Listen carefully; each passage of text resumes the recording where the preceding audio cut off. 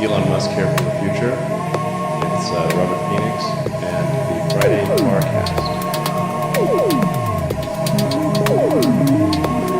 Elon Musk here for the future. It's Robert Phoenix and the Friday FARcast.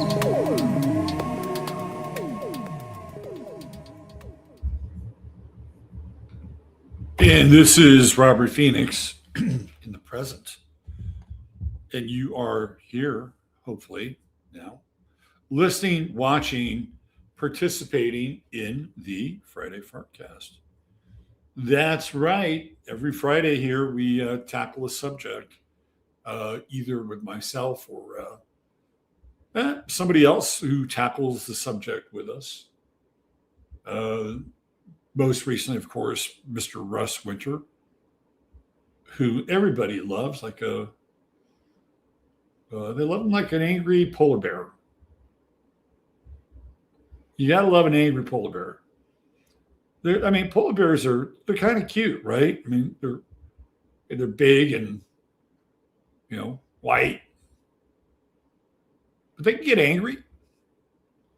I think Russ is the angry polar bear, and there's a lot of affection for polar bears in our society. I guess not everybody likes a polar bear. They do get hunted, unfortunately. But I think that's just by the Inuit. And they've been doing that for a very long time. Anyway, what's happened, everybody? It's me, Robert Phoenix.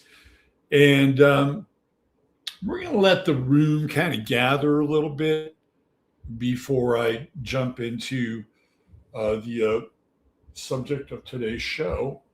Oh, look who's here. Look who's here. It's the king. The king is here for an appearance on the Friday FARcast. That's right. The Lion King. Look at him. I watch a lot of these cat videos. I watch animal videos. Who doesn't watch animal videos? If they're not AI, I enjoy them. Mostly. Sometimes I'm like, what is this? How did this make this onto this reel? But most of the time, I enjoy them. I particularly enjoy the cat videos. And the thing that blows my mind with cat videos is how many people have bad or ornery cats. Like that's the majority of Now, sometimes you'll see some quirky shit with cats. I mean, let's face it, they're quirky. But a lot of it is like, hitting in the face and, just doing things to their owners that the owners think are cute and somehow capture on video. I've never had those cats. I have never had a cat like that. Never. I never had a cat that would turn on me, that would, just be. I've never had quirky, sure. But mean? I guess the closest would be Rosie. Rosie could get a little mean. Now, not to me, mind you, to visitors whom she felt very protective of me about. I think one time she bit Steve Mercer in the foot. I'm pretty sure about that. You could check with Steve in chat if he's here today. But she could get a little. You could do probably a cat video on her, but not to me. She never did it to me. Right? I was always, I was her dude, right? But she would do this thing. Never saw another cat do this. She would, if you were on a couch, she would get up on the back of the couch and rub her body against the back of your head and do like these massages with the back of your head. Now that would have been video worthy. I could have monetized that. I've never seen another cat do anything like that before. I mean, maybe they have, but I've never seen it. And I thought it was, fairly unusual. But she would do that. She was a little quirky. PG's quirky, but she's not video quirky. In fact, she's hard to catch on video. Like if you're at my house, you ain't seeing PG. You're just not. She is MIA. And she'll come out when people leave. She's that cat. Oh, where's Peachy? Well, She might come out. She might come out. Oh, I just want to see Peachy. She's so adorable. Of course, Jasper's always available. Jasper, Jasper, you need an agent. He needs an agent. He needs an agent. All right. I wonder if I should do this.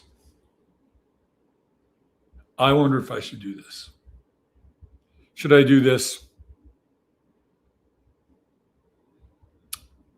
Should I do this? I'm thinking about it.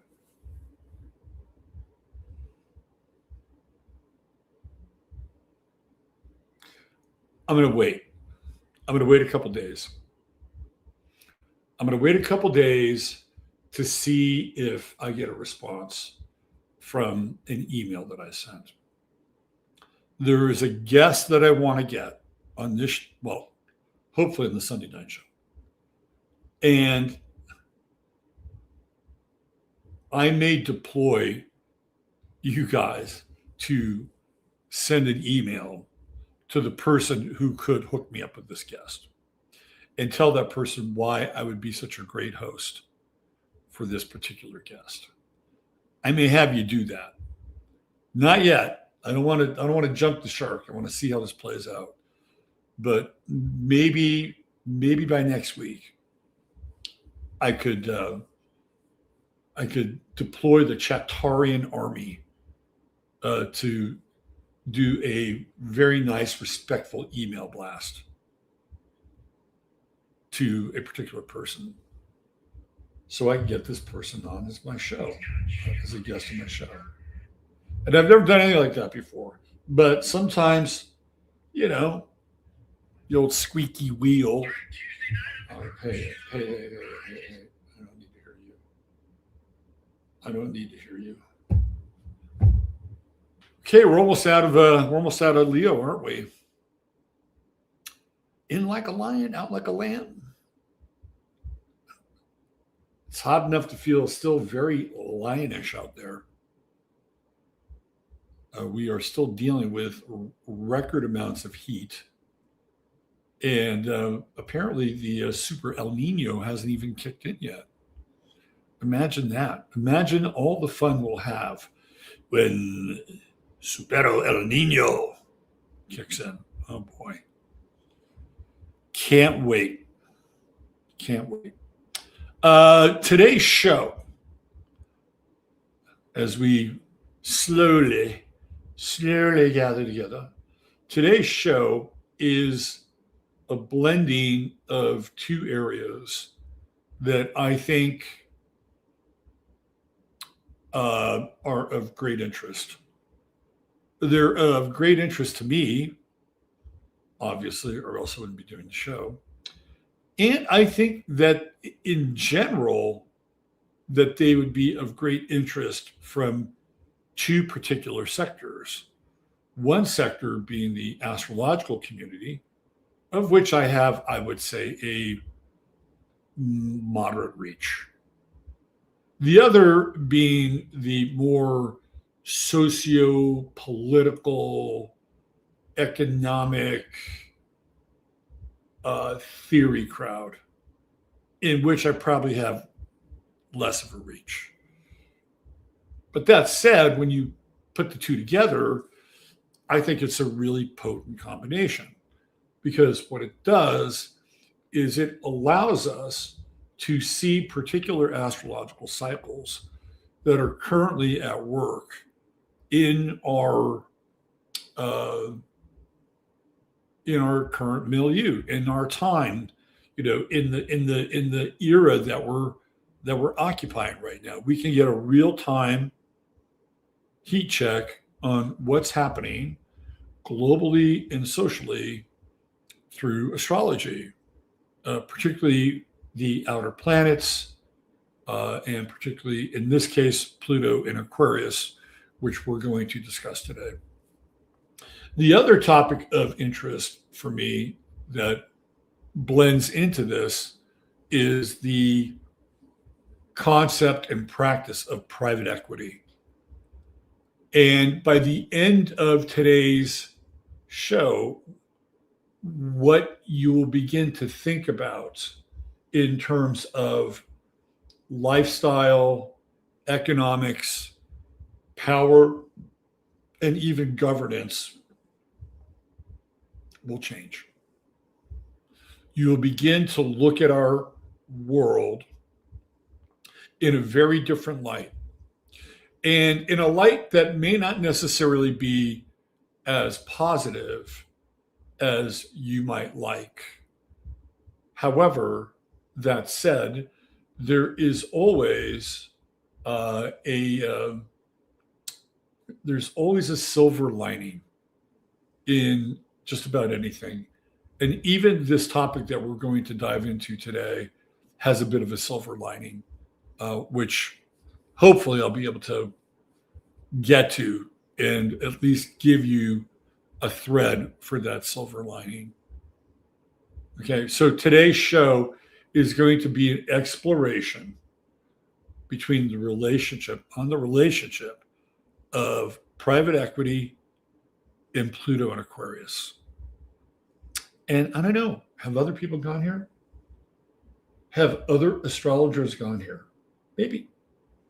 I don't pay a lot of attention to other astrologers, for better or worse, probably for worse. Probably for worse. People send me things sometimes, and I, especially in the astrological tip, I tend not to look at them, and I tend not to follow other astrologers. And it's because I don't want their ideas or concepts somehow bleeding into mine.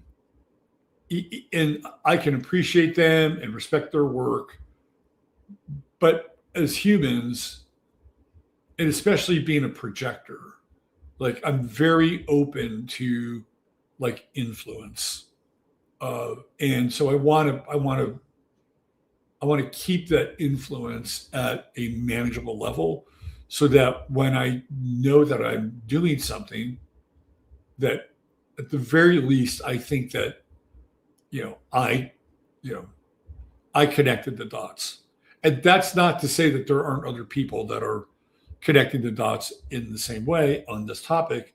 I just haven't seen them, and I haven't really. But again, I haven't really paid that much attention. And it's always interesting too, because this is just me. Like I think, like you could put me on a show. Like you could put me on a show like Jimmy Dore, and just talk like politics and geopolitical stuff. I'd be a good guest, right? I would be a good guest because I spend a lot of time paying attention to what's happening at that level. And I would think that I'm fairly informed. Am I an expert? No, I'm not, but I certainly wouldn't embarrass myself, right? So I have a little bit of a crossover side of me. But that's where it gets a little tricky, because I've also got the astrology side, and like, oh, well, he's an astrologer. I can't tell you how many times I've heard this. Well, I can't take him seriously because he's an astrologer. And then the astrology side, this is what I get. Well, he's too political. I don't like it when he gets too political. Can you just talk about the astrology? And can you just make him feel good? And again, that's not you guys for the most part. You guys I've sort of, if you're here for a reason, right? Trust me, you kind of know what's coming down the alley. But it's something I've spoken to before, and it's I wouldn't call it a struggle, but it's people really like people that they can pigeonhole, right? I mean, and I get it. I understand it. If there was a show, they would say, get me somebody who just knows what the hell is going on in Iran, right? So they go out and they get like, David Davis or McGregor or, or Scott, what's his name, right? There's a whole raft of people that perform that role because they have a specialized ability to give critical insight into a particular area is specialization. We live in a world of specialization. So I don't really blame like certain shows for getting people to be guests on those shows where they can specialize in something. We just need this info, right? You've studied the Epstein case for 15 years. Just give us that. And then they get that person. And I've never really fit into that mold. And I think it's been good for me because it allows me to be really lateral in terms of my pursuits and my thinking. But on the other hand, it's like, it keeps me out of, I think, certain platforms. I can't tell you how many people have said, "Oh, I just thought you were one of those, goofy ass astrologers." And then I listened to your show. I was like, wow, you got this. This is interesting. Well, yeah, it's kind of how it works. Anyway, we'll see how it goes today. I don't know. It was funny. I asked a couple people today about the thumbnail because I had two that I worked on. Of course, you saw the one that I used, and I think it might have been the lovely and talented one said that the one that I chose might get me more non-astrology people. So it's an experiment. We'll see. But they're both kind of fairly dystopic. Anyway, let's see who's here listening to me ramble. Then we'll take care of some show business. And then we'll get into the nitty gritty. Okay, who do we have? Michael Cisternino. What's up, Michael? Logan Grimes. What's happening, Logan? Sun Tzu, I stay away from angry polar bears. I heard about your little back and forth with Mr. Winter. Polar bear and winter kind of go along, don't they? Kind of go along. Logan Grimes, love Russ. There's Steve. They're at the door. Robert and the three watching at the car dealership waiting for a new tire. I love it, Sharon. Pixie Bow Town, what's up? Harmonic Convergence, yes. Jasper wasn't much of a hunter, I got to tell you. He was not much of one. Now, I'll tell you who the hunter is. That fucking Peachy. She's a hunter. She is a hunter. That cat, Jasper's like a lion. Peachy, you catch it. I'll come over, and then maybe I'll take a bite if he had any teeth left. Love cat videos. So do I. My cat is a grump. Cats can be grumpy. Let's see. There's Darlene. Hi, Darlene. Jennifer Rubin. Okay. Watch my film this weekend. I'm going to watch Jennifer Rubin's film this weekend. Jennifer Rubin is a friend of the show and a very talented artist, and she's done a documentary. And I am going to watch her documentary this weekend. And what is next week? 28th. Okay.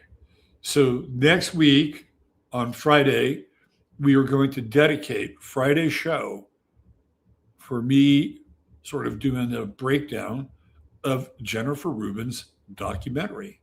Mark that on your calendar. This is an agreement, a promise that I have with Jennifer.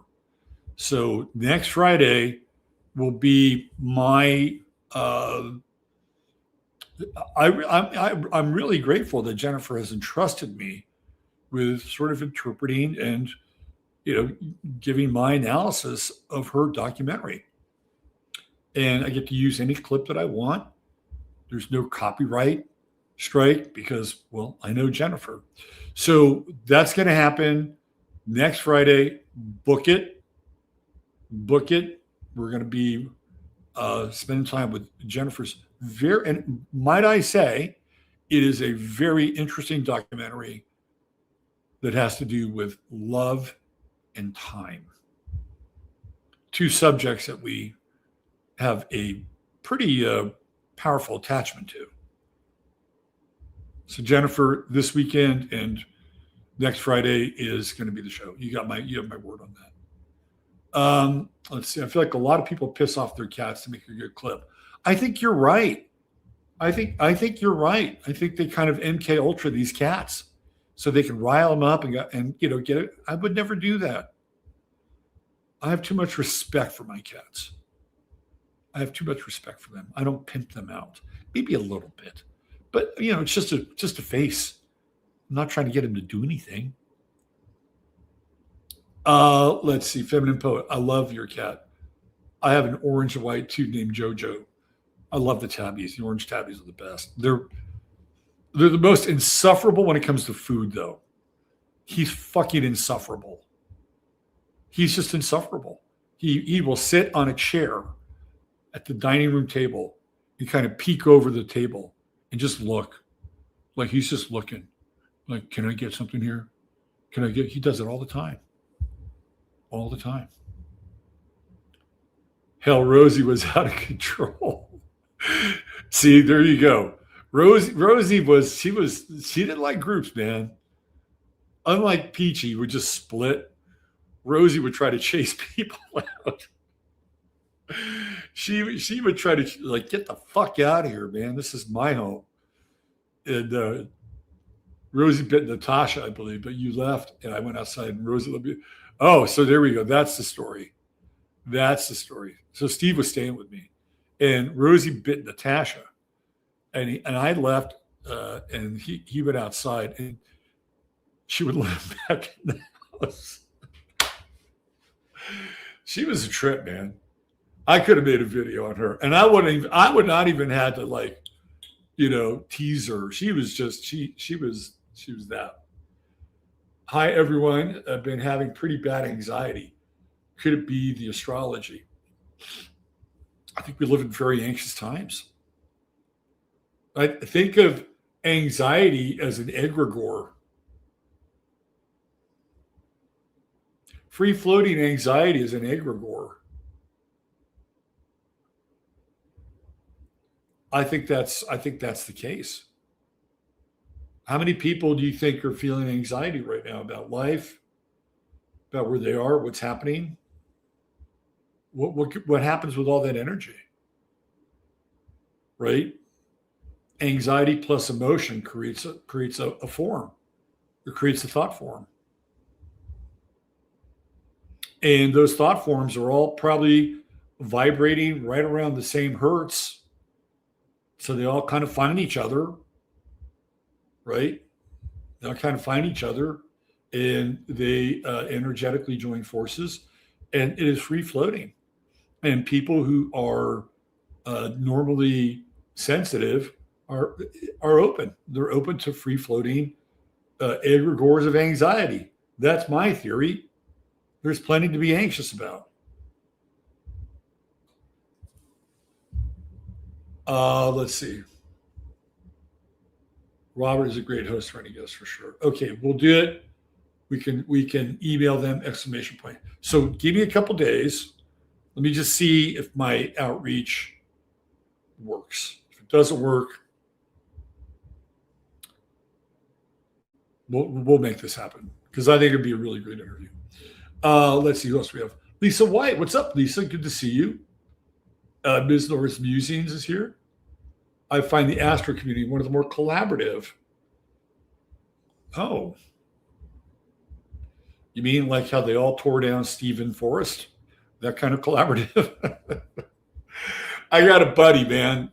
I should read his I should do this. Just to honor him. Okay, so I think Russell will like this. All right, Russell is a friend, and he's an astrologer, and he and Shannon, his partner, are the head of the Austin Astrological Society, and I've done some events with them, and we've hung out socially, and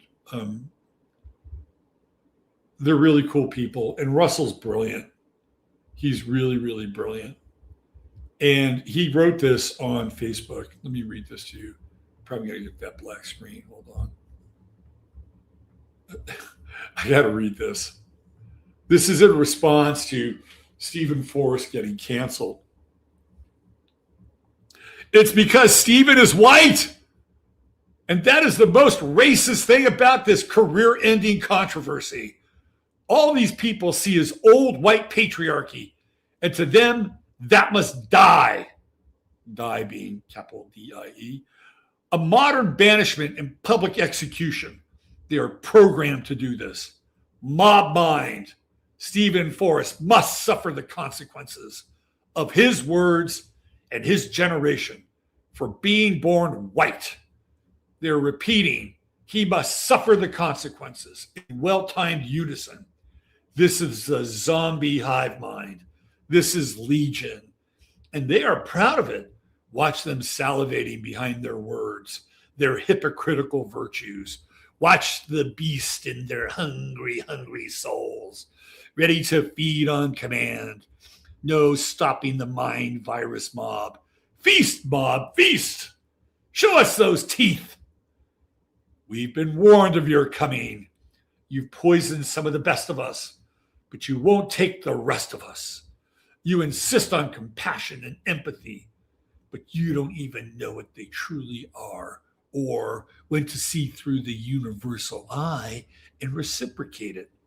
Your spark of humanity's true source has been all but extinguished, but now the depth of your dark souls can be clearly seen. Heaven help those born. Heaven now help those born to the light. We got a lot of comments on this. 101 thumbs up, 73 comments. Nice job. Nice job, Russell. So apparently the astro community was very collaborative when it came to canceling Stephen Forrest. I hope that in this small instance, our humble collaboration can move a needle if needed, and nobody will be canceled along the way. Nobody. It's for the greater good. All right. Let's see who else we have here. It's 1:17 p.m. and I'm in the dark. Well, where the heck are you, fun feeds? Long, heavy rain. Hey, we got amassing exciting. What's going on? Some mimic while others bring uniqueness to the table. I agree with that. Let's see. I'm here for all Robert's wisdom. Well, we'll see what we got in the tank today, Sun Tzu. What's up, Christine Foos? Accuracy matters. You know, I think what matters is accuracy, yes. I think, I hate to use this word because it's overused, but I think authenticity matters. And when I say authenticity, I say it with an asterisk because I don't think people completely understand authenticity to begin with. But like if I tried to be an astrologer that was very love and lighty, you know, all of a sudden I just did like a 180 or even like a 90 and I started to go love and lighty, and I can, but I have to get there. That would be inauthentic, right? That would be inauthentic. And people would begin to sniff that out, right? They begin to sniff that out.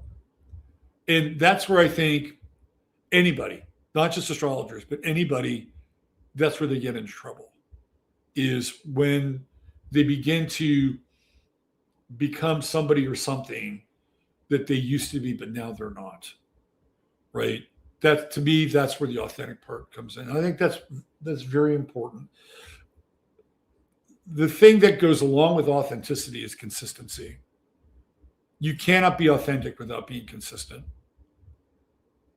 Now, you can, as an individual, you can always reapprise your situation because in astrology, guess what? That's called mutability.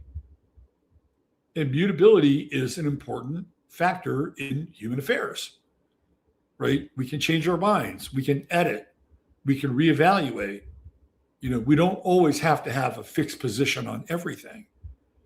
Just because you have for a while, if you like for instance, I was willing to give Donald Trump a period of time in his second term with this coalition, strange as it was, right? I was willing to give him a period of time to see what he could do with it.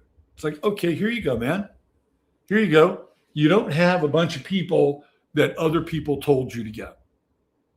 Right? That's what the first term is about. I mean, just look at his cabinet. None of those people are there. None of them. Maybe a couple of them might have been good to have this time around, but none of them. So it's like, okay, let's see what you've got. I wasn't ready to just summarily dismiss him from the jump. About 3 months in, I really began to look at the Trump presidency a little bit differently, right? And I had some misgivings at the beginning, just slightly, because I kind of knew where things were lining up astrologically. Remember, this is a man who got sworn in basically the day Pluto went into fucking Aquarius, right? Like, that doesn't really happen. And me and Evan and David Palmer did a whole show on this. And I saw Trump as the new Caesar based on that's power. When you get sworn in on a Pluto aspect, that is power. That is pure, unmitigated, raw power. And that's how I saw it. And I thought he could either be, I'm not even really opposed to a Caesar, by the way. Like, if it's a good Caesar, I mean, obviously, the way that the political system has been set up is like, it's so fucked, right? And I don't care where you live. It's so fucked. But there's one person in the world who is a very prominent Caesar and seems to have a great deal of power for the time being. And I'm not advocating his form of government. I'm just telling you that in that role, that he has been effective, even though you may not like his effectiveness, and that is Benjamin Netanyahu. He's a fucking Caesar. He is. And that's how he's operating Israel, with pure Caesar-like power. And again, I'm not into it. I'm not into him. I'm not into the country. But if you were to look at a Caesar as being effective, I would say he's pretty effective. I mean, he's got Donald Trump dancing like a marionette. He and his government have managed to infiltrate this government and pretty much run it behind the scenes. I would say that's a pretty effective Caesar. I'm not into it, but just think if you had a Caesar that was really powerful and he was on your team and he was being a Caesar for the right reasons, well, then we got a different discussion. But that's what Trump was being set up to be. He was set up to be a Caesar.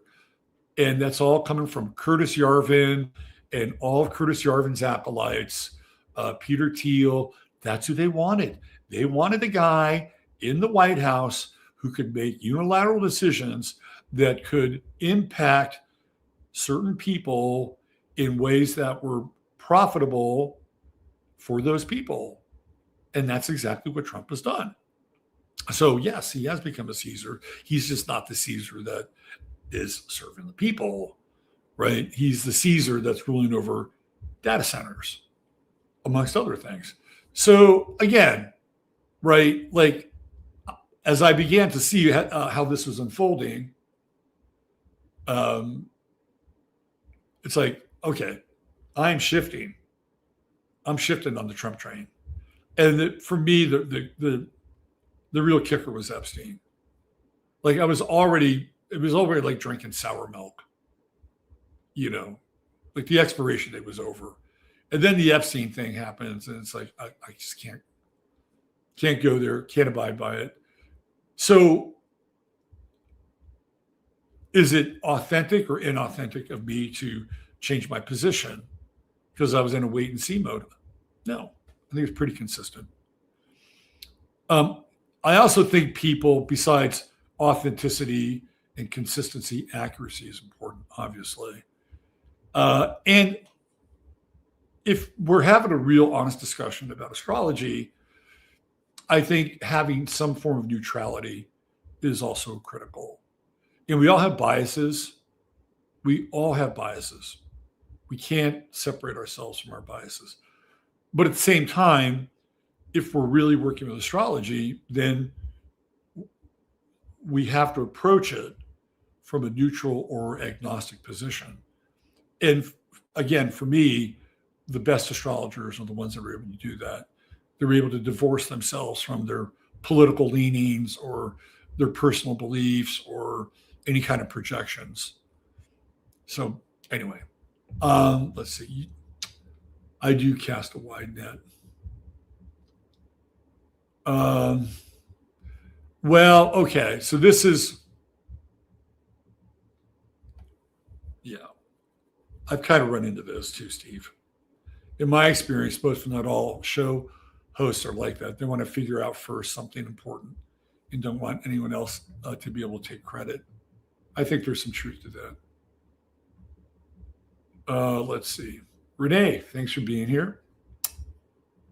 Let's see. Sylvia Becker, all the way from Germany. Hi, Sylvia. Hope you're doing well. Let's see. Who else do we have? Marianne Bartlett is here. Hi, Marianne. We've never probably seen the Asian cat shopping channels. It's nefarious. No, I have not. Should I? Was that something I should watch? I definitely don't want to see the Chinese cat cookbook channels either. Let's see. Jojo only eats temptation tasty treats. You got Jojo spoiled. I have a cat like Peachy, Jessie, aka Ghost. That's how she is. Is there a link to see Jennifer's film? Yes, there is a link to see Jennifer's film. I'm smiling ear to ear. If FARcasters want to discuss with Robert in chat, my film is Public Romantics. It's available on Plex in Fossum. Okay. So why don't we look at Plex for a second? Let's do a solid for Jennifer. Plex, watch movies and TV shows free online. Okay. All right. Public Romantics. Let's do a little share here.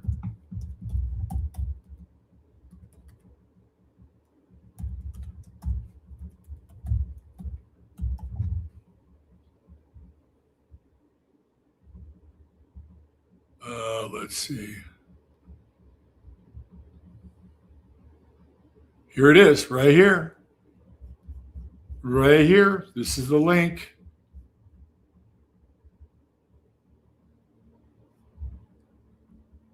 It has got a 9.0 on IMDb. Wow. Wow. Okay.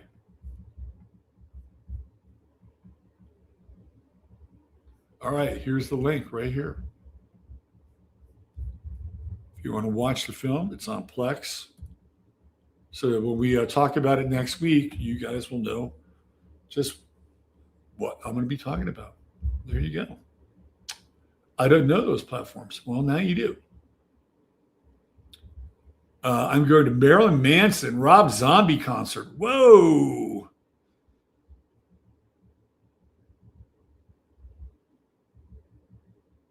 Those guys are actually pretty talented. In terms of music, they're pretty talented, I have to say. I do have to say. Have fun, Steve. Amy Gill's here. Yep, the communities ever are at each other's throats. Rafi liked that. Too many whites went along with race baiting like podcasters went along with censorship. What did you think was going to happen? Yeah. They didn't go after Stephen when he bashed anti-vaxxed.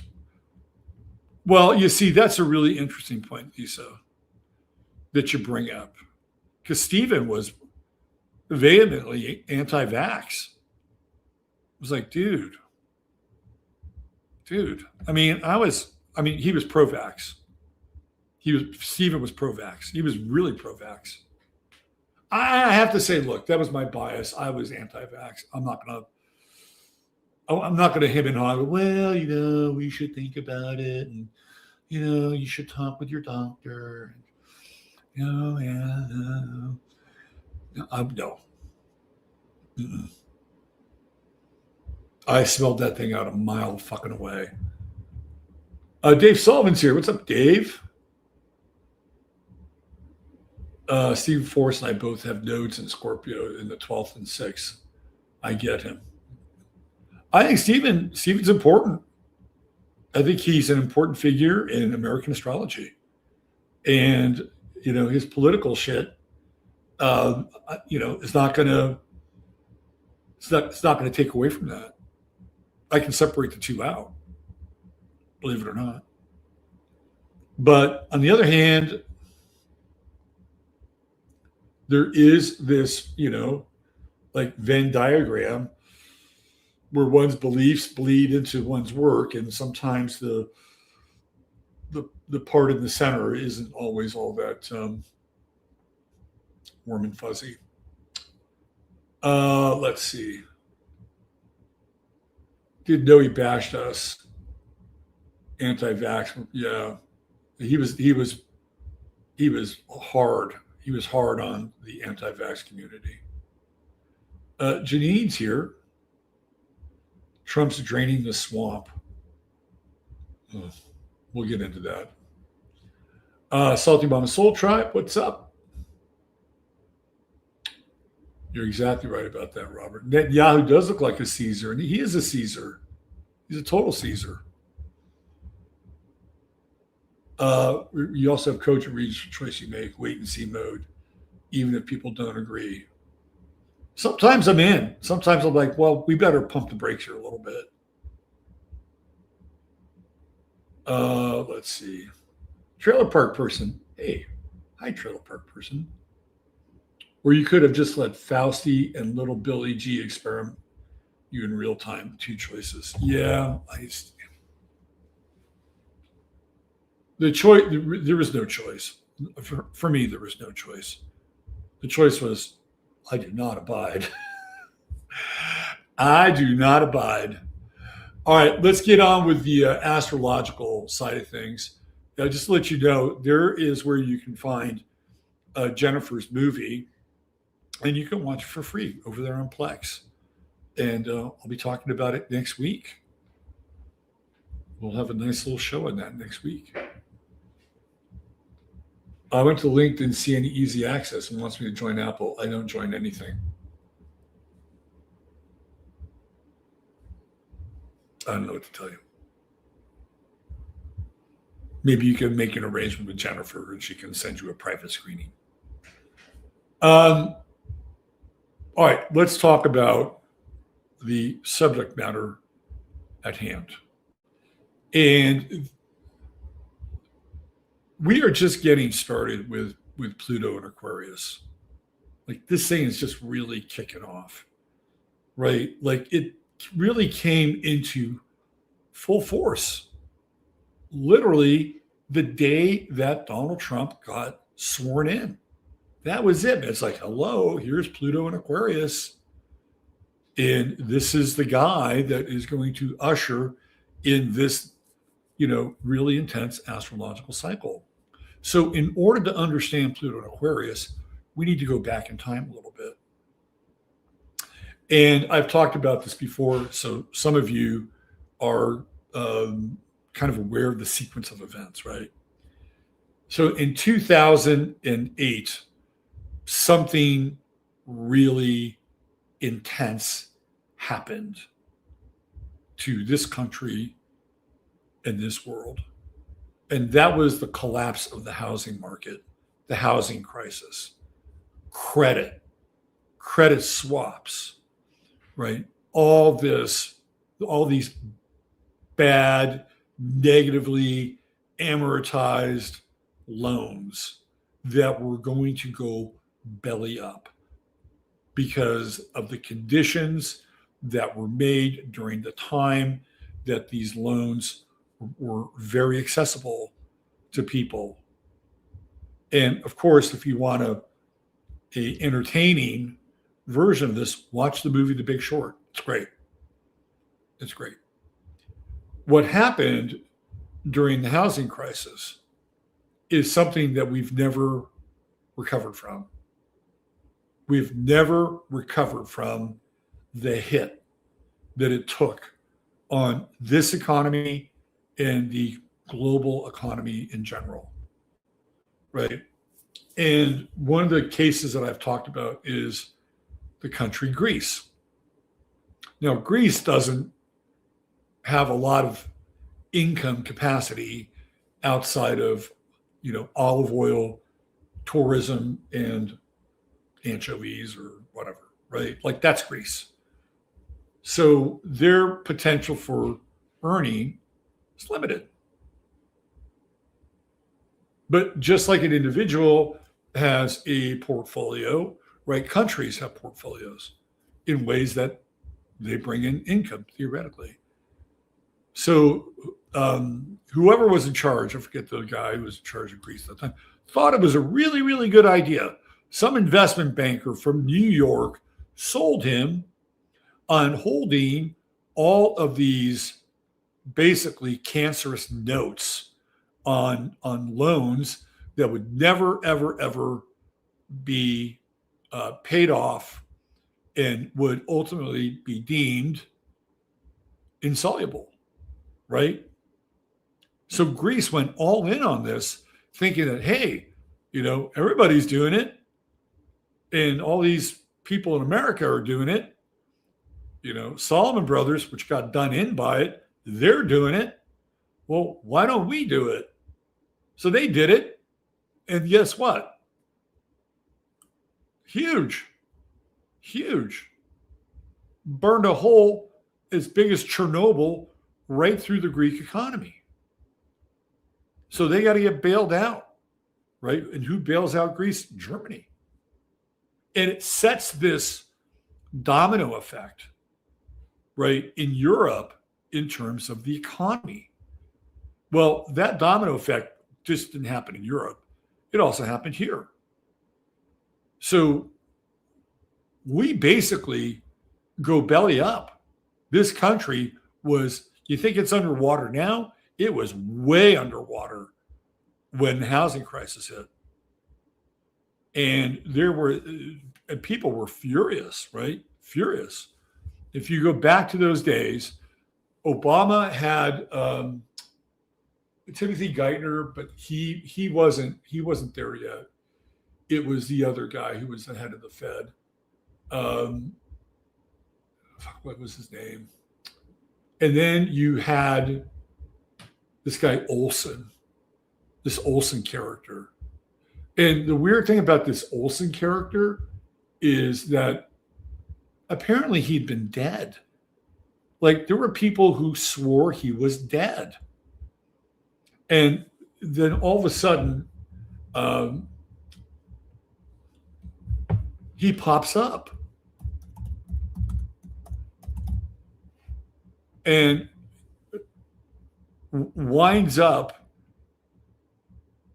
basically bullying the House of Representatives to ultimately go into this bailout fund. Ben Bernanke, he was on watch, right? It was Ben Bernanke, and he was the chairman of the Fed at that time, and people were furious, and they were calling up their representatives, and they didn't want the government to get bailed out. They were like, no, don't do it. So remember there's an election that is about to happen, because all this starts to go down in like September, October of 2008. There is an election. People's seats are hot, right? Like they want to make sure that they are abiding by what the people do. So they voted not to bail out, everybody. Fannie Mae, Freddie Mac, just no. Bernanke brought him back in a second time and basically said, if you don't do this, if you don't vote on this bailout package, we're declaring martial law and we're shutting everything down. Everything. And that changed their minds. So then what happens? Well, we got to find money to pay for the shortfall. And who do we go to? We go to China. Oh, China just buys all these bonds, right? They're sitting on all these bonds and treasury notes, right? And China's getting deals on real estate, huge deals on real estate. China's economic profile went parabolic during that housing crisis. So that's all money, theoretically, that we have to pay back, right? That is added to the debt. And we haven't been able to recover from it. You talk to any real economist, and all we've been doing is been kicking the can down the road for the last, 16 years, right? Yeah, 18 years. Just kicking the can down the road. And it continues to get worse and worse and worse and worse. And they keep coming up with these Ponzi schemes to print more money, to do the sort of the refi market. I mean, they've got all these little tricks, right, that they can keep this zombie economy alive. But that's when Pluto in Capricorn really hits, right? In 2009, comes in hard.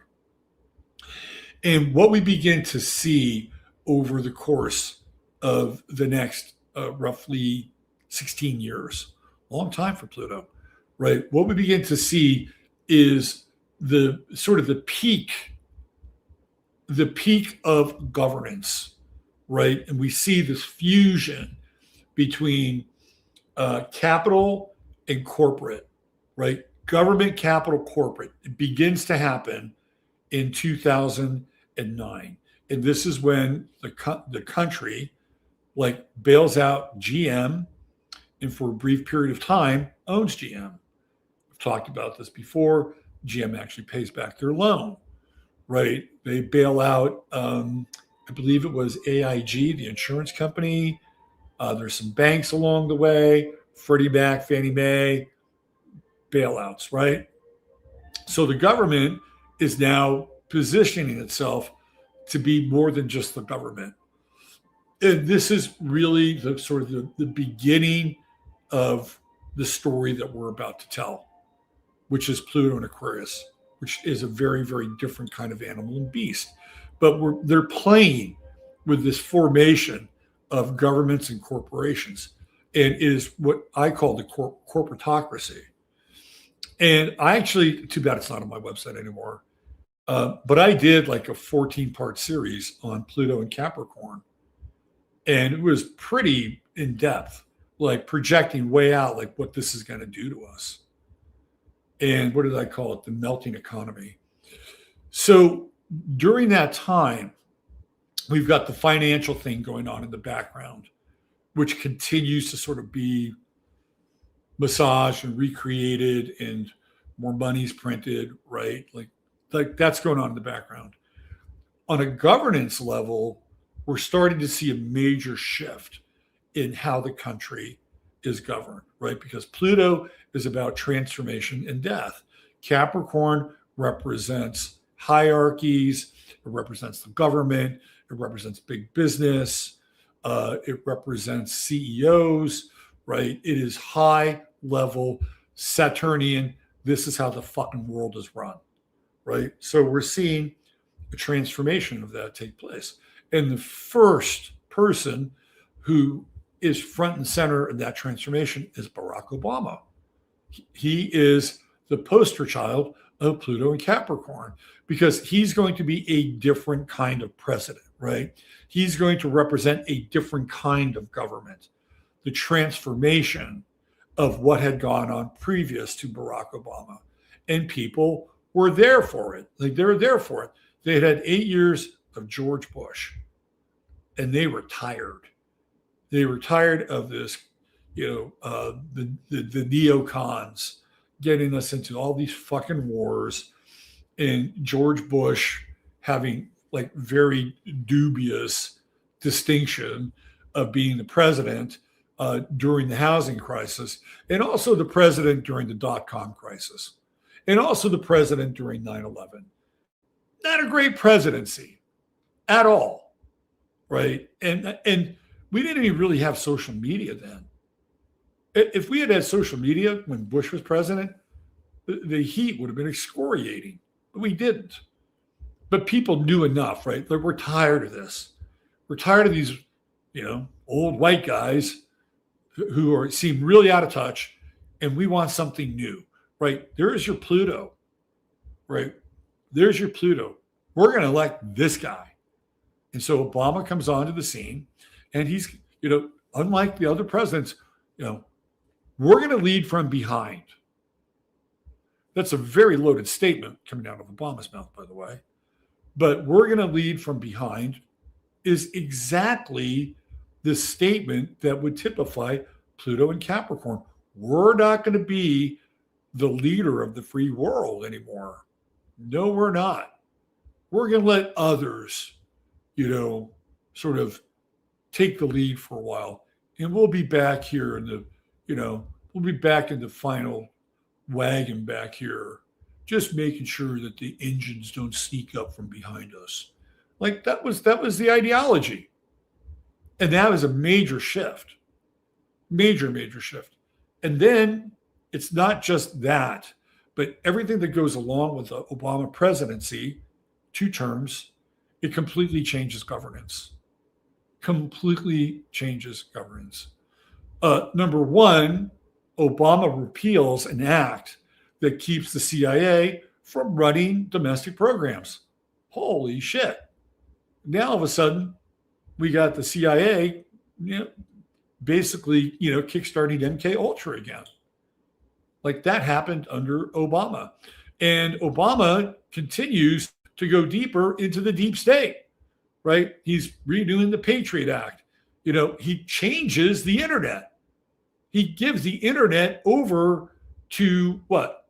I think it was the FCC, but also was it let me see this. Hold on. Oh, hold on. I got to do this. I know he gave it over to the FCC, which was not great. But then there was another level. And it's another one of those moments that changes everything.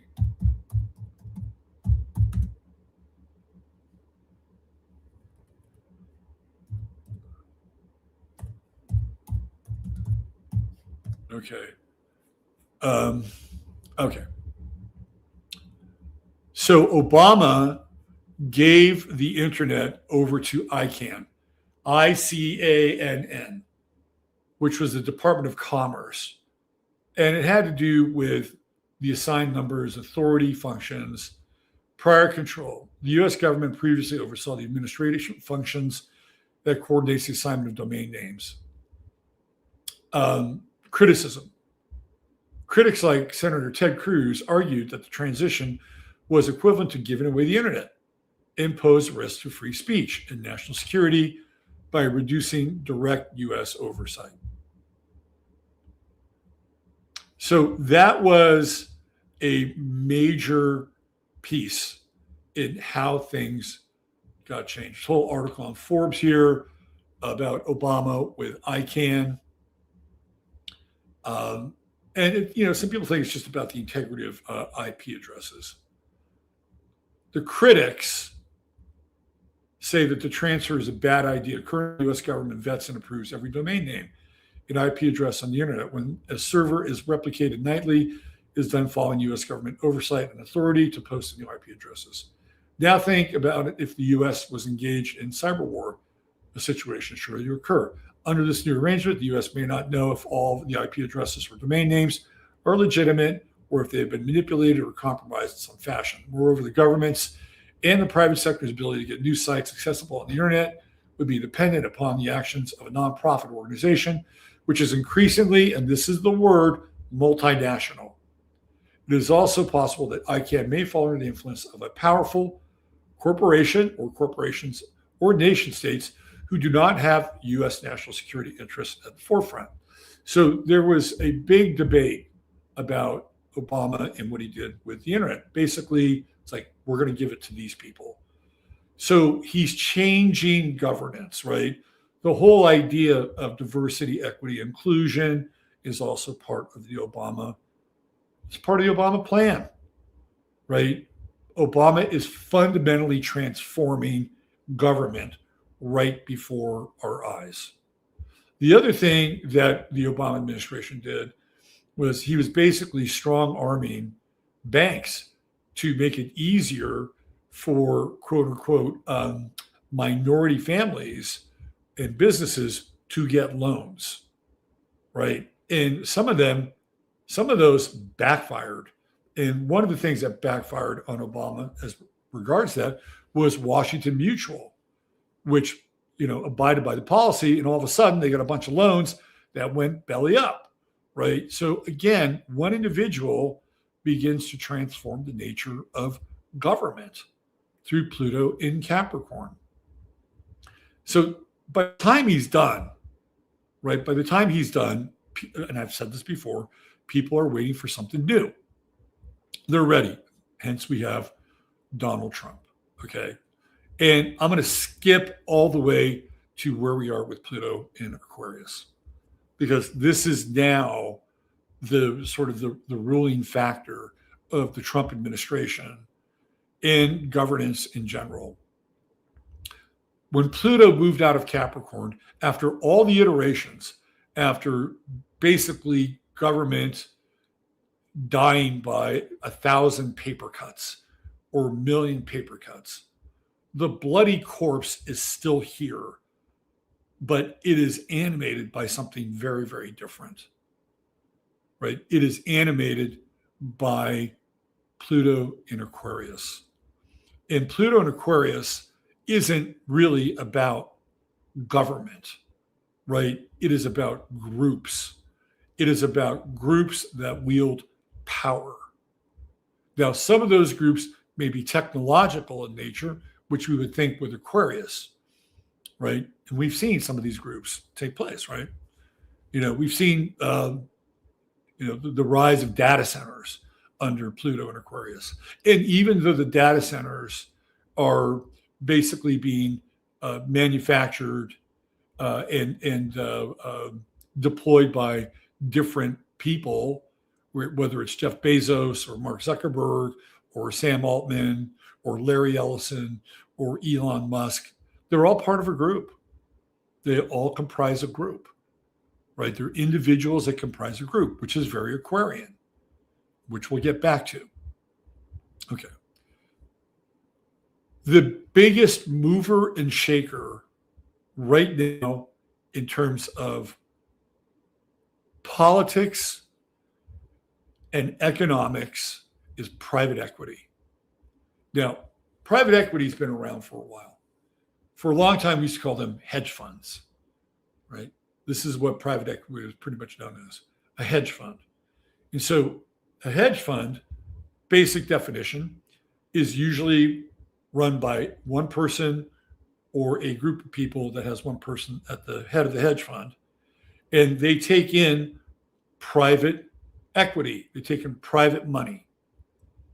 So if you wanted to work with a hedge fund, the hedge fund say, okay, we'll invest for you, but the minimum buying is $1 million. That's it.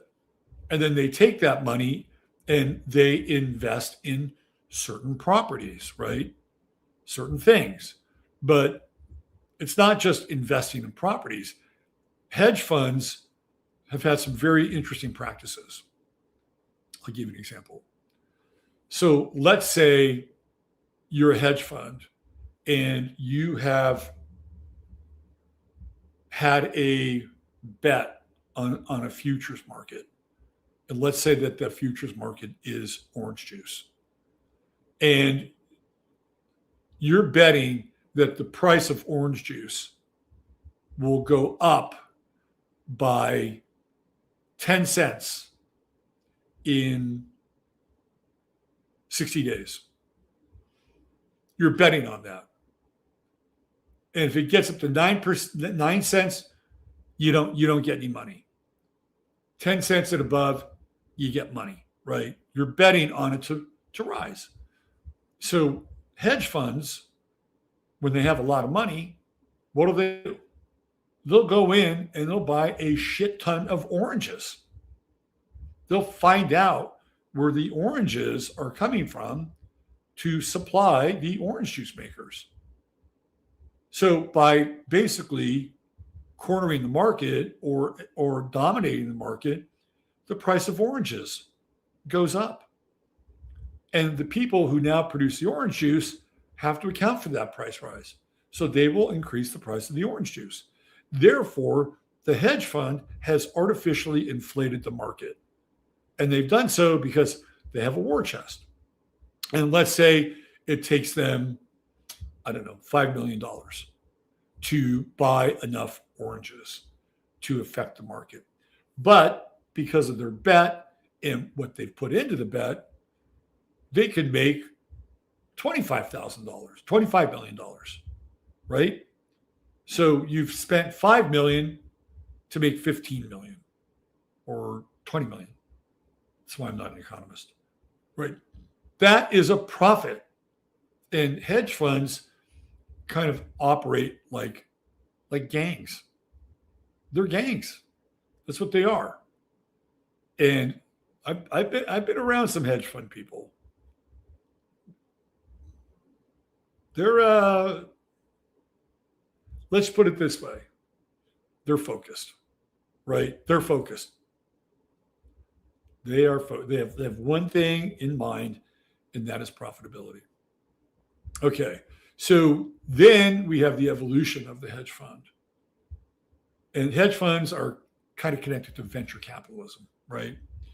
Then we have vulture capitalism, and that comes into play. And vulture capitalism, obviously, very big during Pluto and Capricorn. The vulture capitalists, Paul Singer, makes a shit ton of money, puts Cabela's out of business, right? So the vulture capitalists are like private equity in some ways. And what they will do, private equity, well, they are private equity, but what they will do, and private equity has taken a page out of this, is they will go in and they'll buy a business and they'll gut it. They will totally gut it. And in the case of Paul Singer, he bought Bass Pro Shops. And then he did a hostile takeover of Cabela's. And the owners of Cabela's thought that they were being proactive, and by getting on board and doing a deal with Paul Singer and the transference of shares, and with some kind of agreement that Paul Singer would keep Cabela's in business, they did the deal, and Paul Singer fucked them. So Cabela's is out of business, right? So now we have this whole idea of vulture capitalism. And again, we saw that kind of in it starts in the 80s, but really by the time the 2000 rolls around, it really, really picks up, okay? So now we have this sort of mutation of everything that I've just talked about. And it's called private equity. And private equity is a combination of vulture capitalism, hedge funds, and the accumulation of companies' assets and wealth, right? This is, by the way, this is all very Aquarian. Very, very Aquarian. Because private equity exists as a group. And there are different private equity funds and firms, but they are groups. They are groups that are on freaking steroids, right? So when we talk about Aquarius, we talk about group consciousness. This is what Aquarius is. And with private equity, clearly they exist as a group. Now, there are some private equity funds, which I'm going to show you, that theoretically have a bit of an Aquarian tilt to them, meaning that the businesses that they invest in, they kind of fit a bit of an Aquarian model. Like there's some form of social responsibility, right, that are part of some of these private equity groups. Not all of them, but some of them. Some of them are deeply invested in technology, which is definitely Aquarian, right? And so what we have now is we have these private equity groups that are moving into everything. And I mean everything.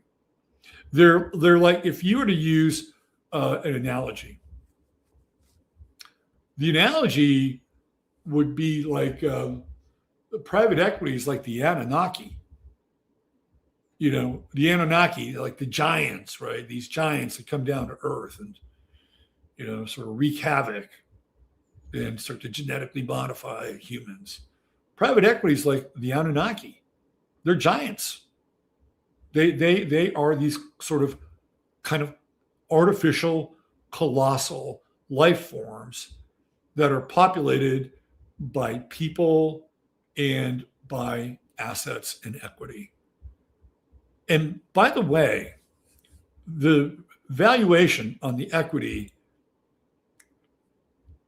something to be examined. We're going to get into some of that. So now you've got these private equity funds. They're buying everything. And I mean everything. The big story that I've talked about before is bowling alleys. There's one company, and they're called Bolero, and they have bought 75% of the bowling alleys in America. 75% means only 20, and that number is going to shrink. Not only did they go horizontal, and because AMF, the company that was responsible for almost all the bowling alleys in America, went into bankruptcy. And this private equity fund went in and said, we're buying it, right? We're going to buy it on the cheap. We're going to get all these bowling alleys. And then we're going to start to go in and eat up all these other bowling alleys. Well, that was the horizontal. Then they went in and they bought the PBA, which is the Professional Bowling Association. So now they got the vertical. They have the vertical, and then they've got the horizontal. Bolero is dominating the bowling space. And so you have these, old mom and pop bowling places that are just struggling, like to stay afloat, right? I mean, they're doing okay. Don't get me wrong. But this private equity group, Bolero, is breathing down their neck. And what has Bolero done? It's charged tremendous prices for everything. Everything. If you were to get, like in the old days, if you went to a bowling alley, what would you get? You get maybe a hot dog, a beer, maybe a bag of chips. What's that going to set you back? Probably about $10 altogether, right? Hot dog's probably not the best for you, but whatever. Maybe you'll melt the cheese on your chips with some jalapeno peppers, right? At these Boleros, you're not going to get that. You're going to get a nacho dish that's going to run you about $25, right? And the beers, they're expensive. And like a night out for 4 people at one of these Bolero bowling alleys, it's going to run you about $300 for 2 games. I mean, this is where these things are going. And once private equity has a dominant place in an industry, there's no competition. They don't have to improve on the product. They don't. And in fact, in many cases, some of these bowling alleys, even though they've got all these flashy lights and, they try to make bowling alleys look like Vegas now. And they're trying to capture the night out crowd versus, hey, let's go have some fun and bowl and let's have a league. And even though on the surface it looks like something is happening, there are complaints that in a lot of these places, the bathrooms are shitty, right? It's sort of like they're putting, I don't want to call bowling alleys a pig because that's not fair to bowling alleys, but it's sort of like putting, makeup on a pig and it's still a pig, right? So they're charging all these exorbitant prices. They make it look cool, but when you really get down to it, the actual quality of the service is nowhere near where it was before. Not only that, but they fundamentally have changed bowling. And I didn't know this, right? Now these bowling alleys that Bolero manages, the pins have strings attached to them. They have strings. So what does that do? Well, first of all, it cuts down the cost of resetting the pins. You don't have to have all that machinery, which I always thought was fucking cool, to reset the pins. All you need to do is just pull the strings up and the little pins go right back into place. How does that improve the quality experience? Not only that, but they have found that because of the strings, strikes are down. It's hard to get strikes with strings. They have fucked with bowling, right? Private equity, and it's everywhere. It's a group, right? And it is transforming Pluto, how we live, how we experience things. The veterinarian world, taken over by private equity. Most veterinarians now are owned by a couple of private equity companies. And when you have that, right, when you have these leviathans, these groups of investors who have invested in a group of businesses, it is not great for the ecosystem. And when I mean everything, like development, infrastructure, innovation, competition. There's no competition.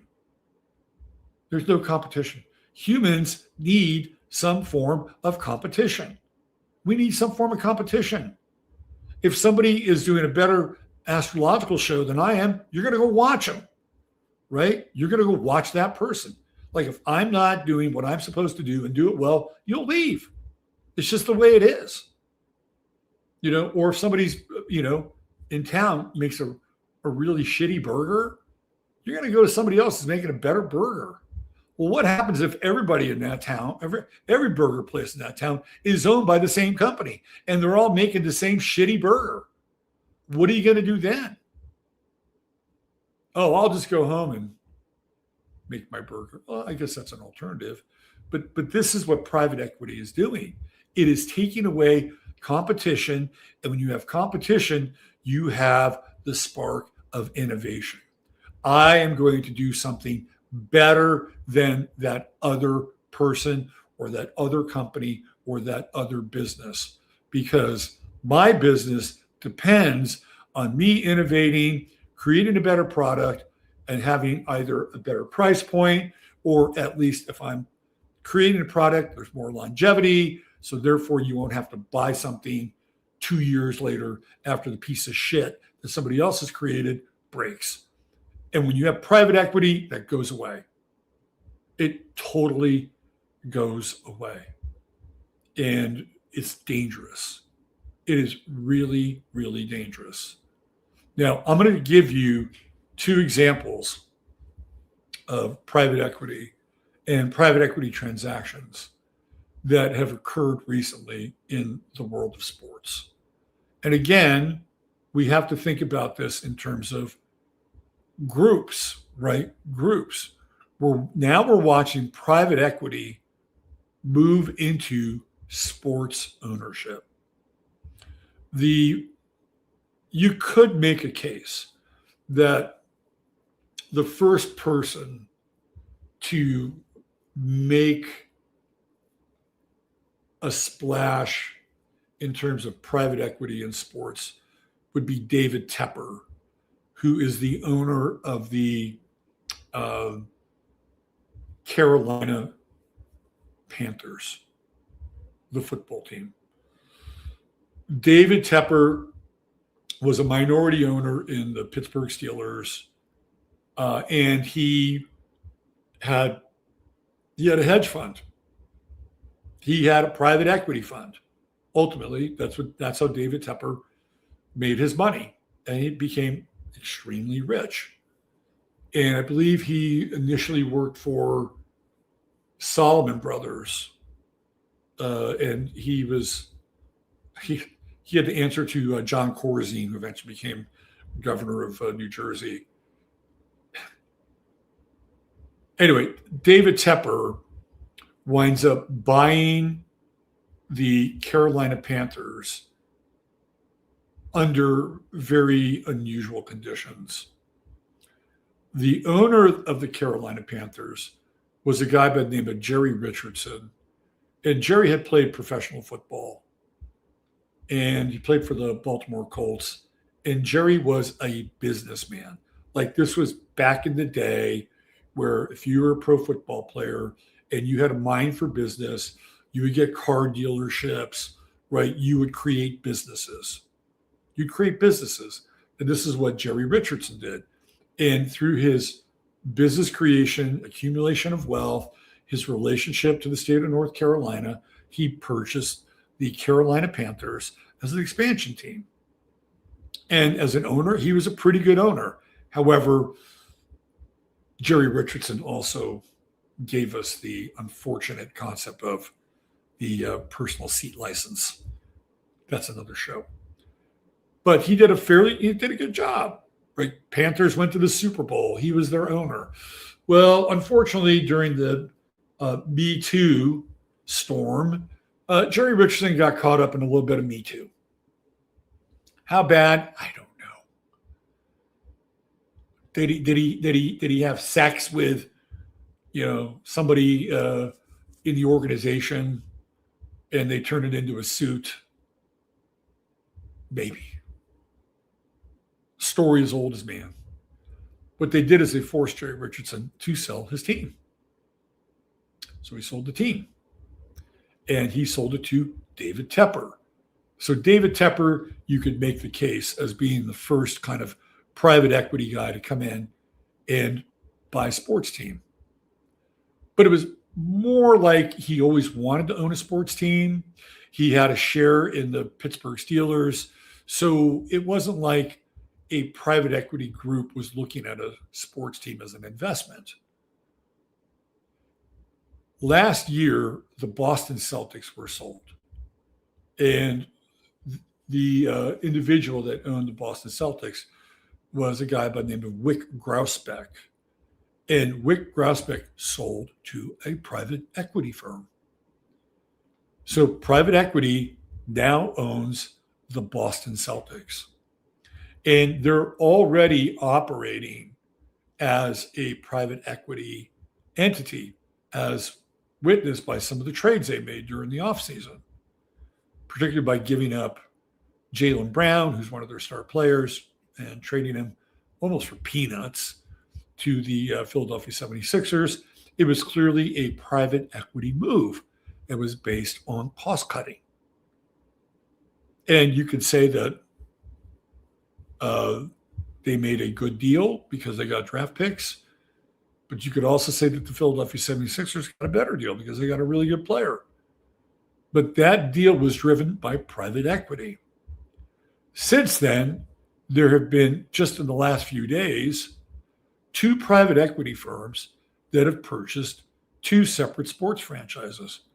And we're going to look at both of them because both of them also have Aquarian ties, but they're very different in terms of their, what I would call Aquarianism. You see, because this is the backdrop of what's going on.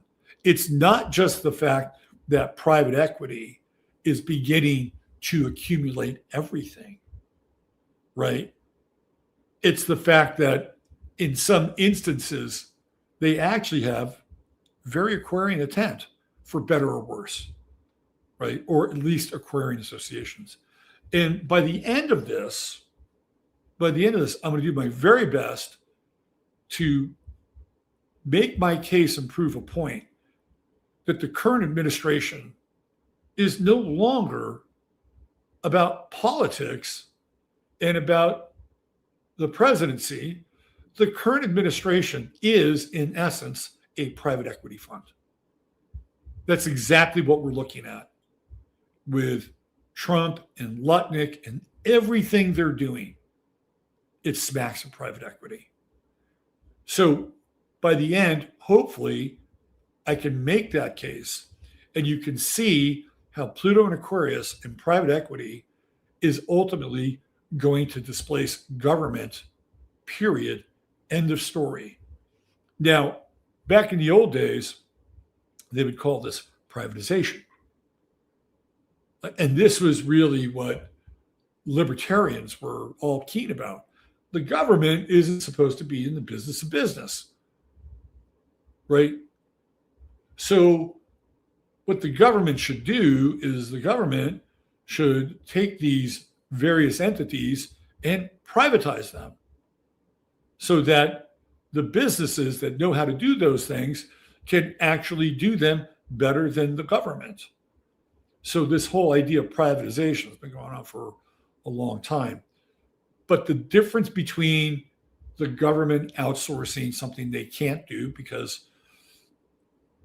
some other group is just much better at it is that the government is now literally in bed with whichever group or company or corporation that they have decided to form some level of privatization with. It's very, very different. Very, very different. All right, so let's start with the acquisition of the San Diego Padres. Okay, so the San Diego Padres were just sold this last week. And the couple that owns the San Diego Padres is very Aquarian. Very, very Aquarian. And when we get into the companies that they have as part of their private equity fund, they're very Aquarian, right? So to give you an idea of the San Diego Padres, at one point in time, they were owned by Joan Kroc, Ray and Joan Kroc, who owned McDonald's. And after Ray passed away, Joan owned the team for a very long time. And the thing about Joan Kroc that was interesting is that I think she gave everything away when she passed away. Team was sold, and they eventually it wound up in the hands of what the fuck's the guy's name? I knew it yesterday.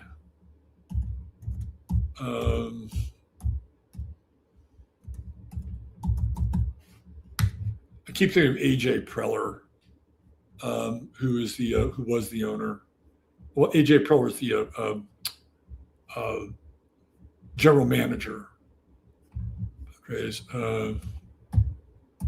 Ownership history. Okay, so the San Diego Padres were last owned by the Seidler family. Okay, so the Padres started off with Arnold Smith. Didn't last long. The Krocs owned it from 74 to 90. Tom Werner came in and bought it from 90 to 94. And then John Moores bought the team from 94 to 2012. And John Morris was one of these guys who had a shady financial past. And his company was called Peregrine. It was a tech company. He sold it to Ron Fowler and Peter Seidler. Okay. So the Fowler-Seidler ownership group lasted until 2023. And it's been kind of in limbo since then. Well, the latest group to own the San Diego Padres are two people, Jose E. Feliciano and Kwanzaa Jones. Now, they are the new owners of the San Diego Padres. And they are essentially the heads of a private equity group. And let me show you who they are. Okay, so, and this, by the way, baseball loves these people. They are diverse. They are so diverse. Are we talking Aquarian here? Oh, yeah. All right, so let's do a little background on Jose E. Feliciano. He's born in Puerto Rico and an investor, co-founder, and managing partner of the investment firm Clear Lake Capital. That is private equity, okay? Clear Lake Capital is private equity. According to Forbes, Feliciano has a net worth of $3.9 billion as of May 2026. Feliciano was first placed on the Forbes 400 and Forbes Billionaires list in 2020. He's born in Puerto Rico, graduated from Princeton, had a degree in mechanical and aerospace engineering, got his master's and BA at Stanford, graduate school of business. And then he starts his career in investment banking, mergers, acquisitions, Goldman Sachs. This is like the coal mine where everybody cuts their teeth. Steve Bannon worked at Goldman Sachs, served as chief financial governor at GovWorks, partner at Tenenbaum Capital, alternative investment management firm, Alternative, right? In 2006, Badad Egbali co-founded Clear Lake Capital. Okay, so this guy is, guess what? He's Iranian, and he moved to the U.S. when he was a child, right? Background, Morgan Stanley. And Egbali is on the boards of several Clear Lake portfolio companies, including Chelsea Football Club, Confluence, Constant Contact, blah, blah, blah, blah, blah, right? So these are the two guys, right, that they acquired Pathway Capital. They acquired it. And then it's all about acquisition. This is all about acquisition. So Feliciano is the head, along with his partner there, Begdali, of Clear Lake. We're going to look at Clear Lake in a second. All right. His partner is a woman by the name of Kwanzaa Jones. And Kwanzaa Jones is interesting, right? She's interesting. And maybe not necessarily in a good way. But she's somebody that Major League Baseball will, like this, Major League Baseball loves these people. First of all, he's Latino. He's in LA or San Diego, rather, right? Big Latino community, close to the border of Mexico. You know, like this is a profile of an owner Major League Baseball absolutely loves. And then you get Kwanzaa Jones. We're going to get into her in a second. But let's take a look at Clear Lake Capital. So really, how much is this guy worth? Because there's worth in terms of personal worth, and then there's worth of the private equity group. So the private equity group is worth $90 billion. Now, that is an estimate, right? That's an estimate.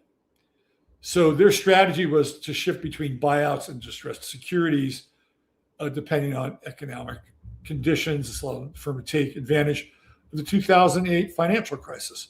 So they got in on distressed properties, securities, just like a lot of other people did during that time.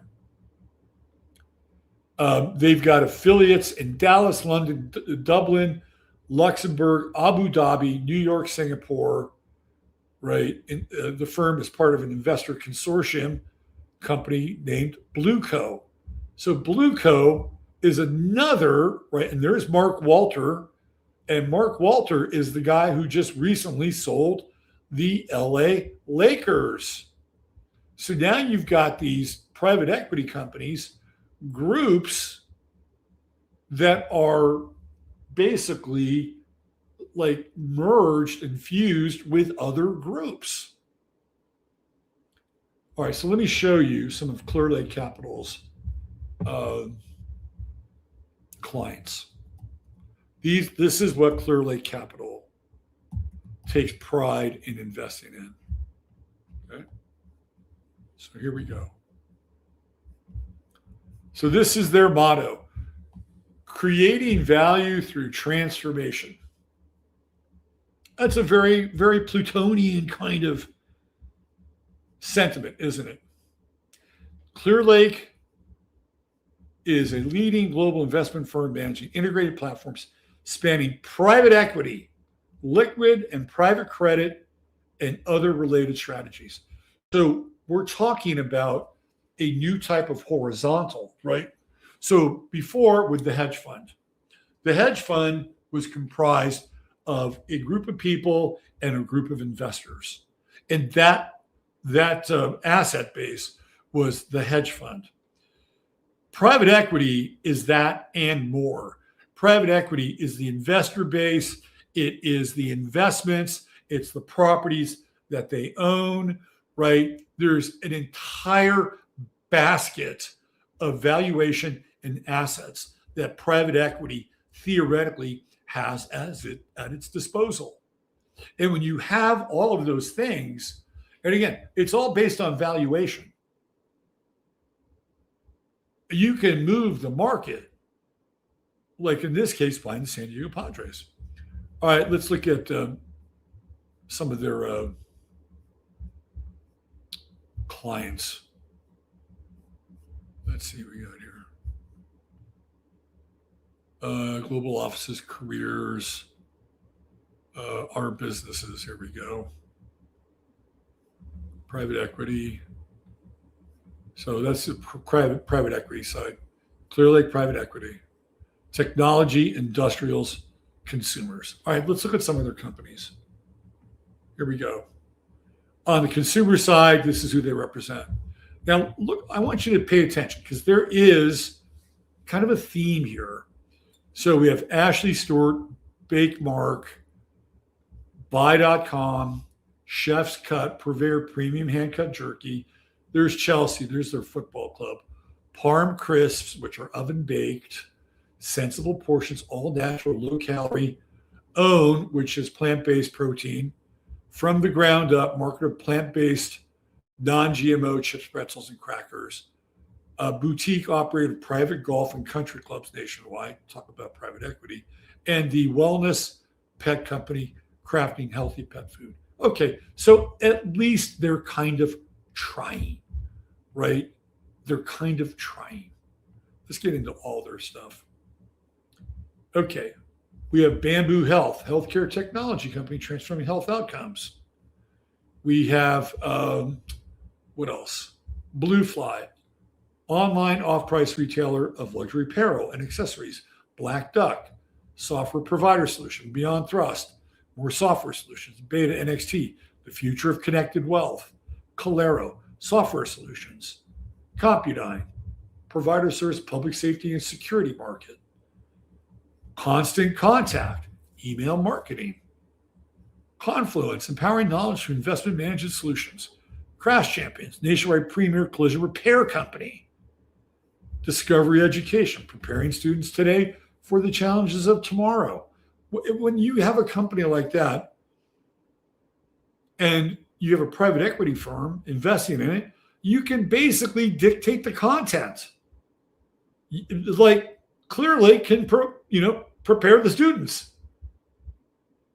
They have a seat at the table. Diligent risk management software.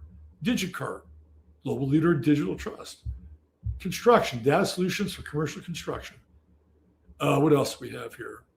Dun & Bradstreet, global leader in trading business decisions. And it goes on and on and on. InvestCloud, Jacuzzi, global manufacturer of branded bath and plumbing products. Right? It goes on and on. Janus, supplier of premium interior solutions and ancillary technologies. What else do they have? They got some funny ones. Purple. Like, who are these fucking people? What do they do? Are they even profitable? I mean, that's the other thing. Are they even profitable? Tungsten Automation. TerraPower, powering a sustainable future as a manufacturer of non-discretionary automotive, industrial, energy storage, and solar parts.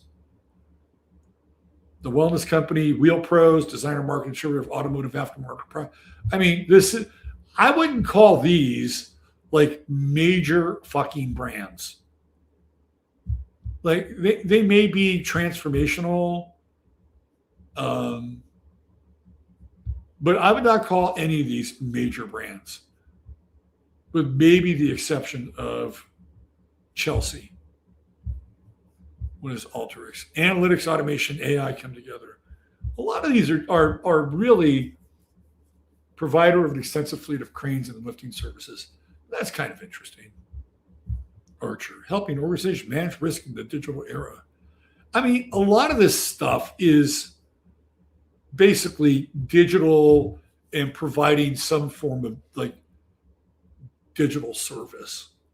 And if I were to go through every single one of these companies,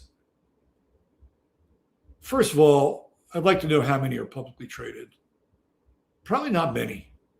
But what they're doing is they're using all of these companies, right, as part of their valuation. You know, we know that a company like Netflix has always operated in the red, always. And yet their stock price is constant and it even goes up. Why? It is because the market has deemed still to this day that Netflix is still green and still has the opportunity to grow and become a dominant force in the marketplace. And that's how I'm sure a lot of these companies are also being viewed. Whether or not they're actually making a profit every year, that's debatable. And what's important for Clear Lake, right, is to acquire these companies. That's important, right? And these companies will use them as like examples of being individuals. Individual. You put them all together, and what do you have? You have a group. You have a consortium. You have an Aquarian model. This is an Aquarian model. And many of these businesses are actually fairly Aquarian. When you deal with technology or you're dealing with, let's say, OWN. We'll go with OWN. OWN is an Aquarian product. Why? Because OWN is vegan, right? It's a vegan product. It's a very plant-based. That shit's Aquarian. This is all, I would say it's all pretty much Aquarian. Global provider of automotive body cloth to OEMs. Produces a product. So this Clear Lake Capital, which is basically owned and I would say operated. Ownership would be a loose interpretation. A loose interpretation. The ownership by Jose E. Feliciano. Now he has a net worth of $3.9 billion. Okay. I can assure you that the San Diego Padres probably sold for more than that. So how did they cover the shortfall? It's the private equity group.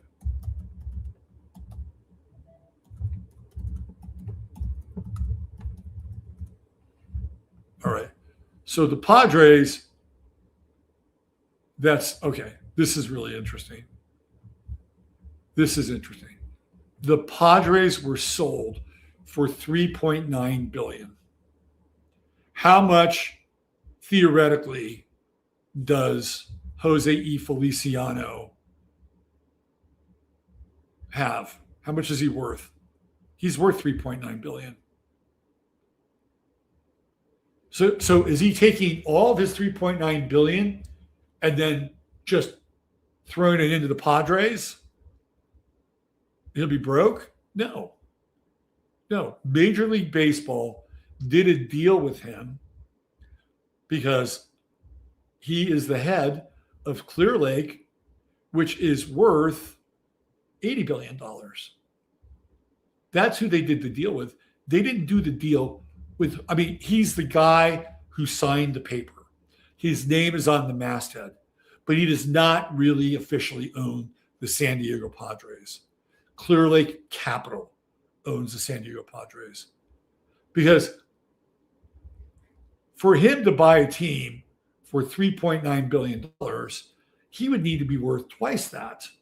And we already established that he's not. Because what did I say early on? You needed to have capital.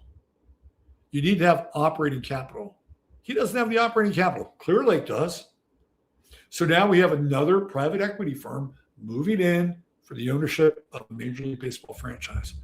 All right, for shits and giggles, I got to show you Kwanzaa Jones. So Major League Baseball absolutely loves this. They love this, right? Check this out.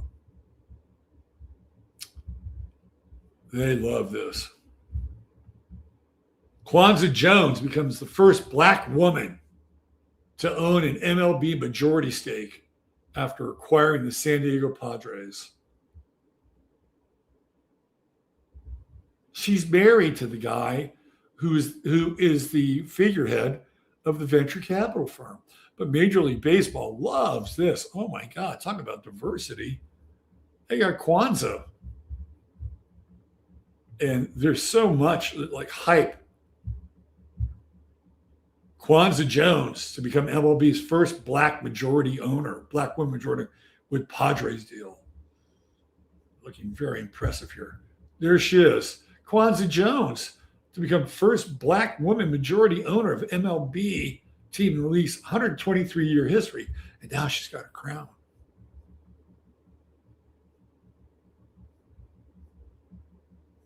In a lot of ways, this is just completely performative. Set to become MLB's first Black woman majority owner. By the way, she is a recording artist as well, and her music completely sucks. Some people like it. It's not my thing. So, again, this is very Aquarian. Am I right? This is very Aquarian. We're going to have a biracial couple. They're going to own the San Diego Padres. One of them is going to be a queen, Queen Kwanzaa. And not only that, but they're owned by a private equity group. They're figureheads. I mean, would I want to be a $3.9 billion figurehead and own the Padres? Sure. Absolutely. But this guy, Jose Feliciano, he didn't build anything. He didn't build anything. Right? He said, well, he built a business. What he did is he accumulated some degree of wealth, and he accumulated business connections and knowledge so that they could create a private equity group. But that's not really building anything. I'll give you an example. Paul Allen was the owner of the Seattle Seahawks and the Portland Trailblazers. Paul Allen built something. Paul Allen built Microsoft. Microsoft is a fucking company, right? Paul Allen was really the genius behind Microsoft. It wasn't Bill Gates, it was Paul Allen. Steve Ballmer was the guy that did all the marketing and the sales, and now he owns a sports team. But Paul Allen built something. He built it. He built it. Jerry Jones built some things, right? Jerry Jones was in the oil business, right? He owned oil wells. He owned car dealerships. He put those two things together. That was his wealth, right? He probably got a loan from the bank, and he bought the Dallas Cowboys. Jerry Jones didn't have a private equity fund, didn't have a hedge fund, right? He had a consortium of businesses that he started, he built, he made money from. Who else can I bring into the conversation about sports ownership? Peter Angelos, real estate developer. He was a real estate developer in the Baltimore metro area, right? That's building a business. He bought the Orioles. There was a time when people actually made things. And the things that they made became profitable enough for them to buy a sports franchise, right? Not all of them. Some of them were kind of racketeers, like the Rooney family, ran dog race tracks and horse race tracks, and I don't know if that's building anything, but certainly they, that's how they got their money. But there's stories. How about the Detroit Lions, owned by the Ford family? Henry Ford built fucking cars. Detroit Lions are basically built on Ford. Somebody actually made something. I mean, it's not uncommon for those kinds of ownership groups to exist, although they are rapidly vanishing, by the way. Rapidly vanishing. Because nobody makes anything anymore. Everything is all about acquisition and then scaling to profitability as quickly as possible, even if it includes gutting a business that you just bought. Profitability is generally the bottom line, although, as we've seen with this private equity fund, it's more about, in some ways, volume than it is about the actual businesses themselves offering up a level of profitability. It's volume. And when they connect with this other company that has offices in Dubai and London, like, we're talking serious war chest. And this is where the needle is moving. Like, privatization will take shape through the Leviathan known as private equity. And there are going to be people that are going to say, well, that's good, right? This is how the market operates. This is the free market in action. Not really, right? Not really. When we had discussions about the free market and allowing the market to determine, sort of the nature of capitalistic growth, none of these things that we're talking about were even they weren't even remotely considered. Now, corporations have always been a part of capitalization and this idea of free markets, right? So we've had to deal with corporations, but an individual could play in that world. Like, if you wanted to, you could incorporate and you could take advantage of the same types of loopholes and rules that certain corporations could. It's not a complete one-to-one level playing field, but you could. And there's some advantages to doing that. And there are people that do that. But this is not that. This is something completely different. This is beyond a corporation. And so private equity, Pluto and Aquarius, like this, it is going to dominate the landscape.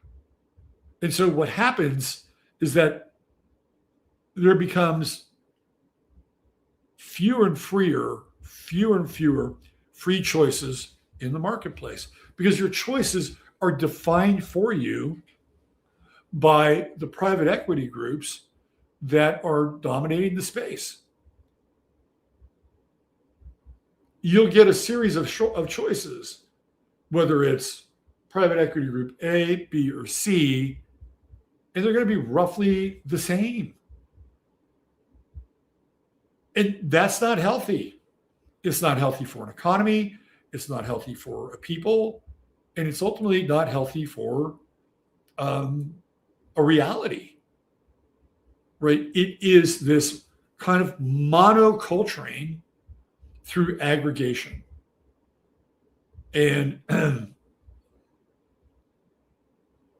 do I think it's going to succeed?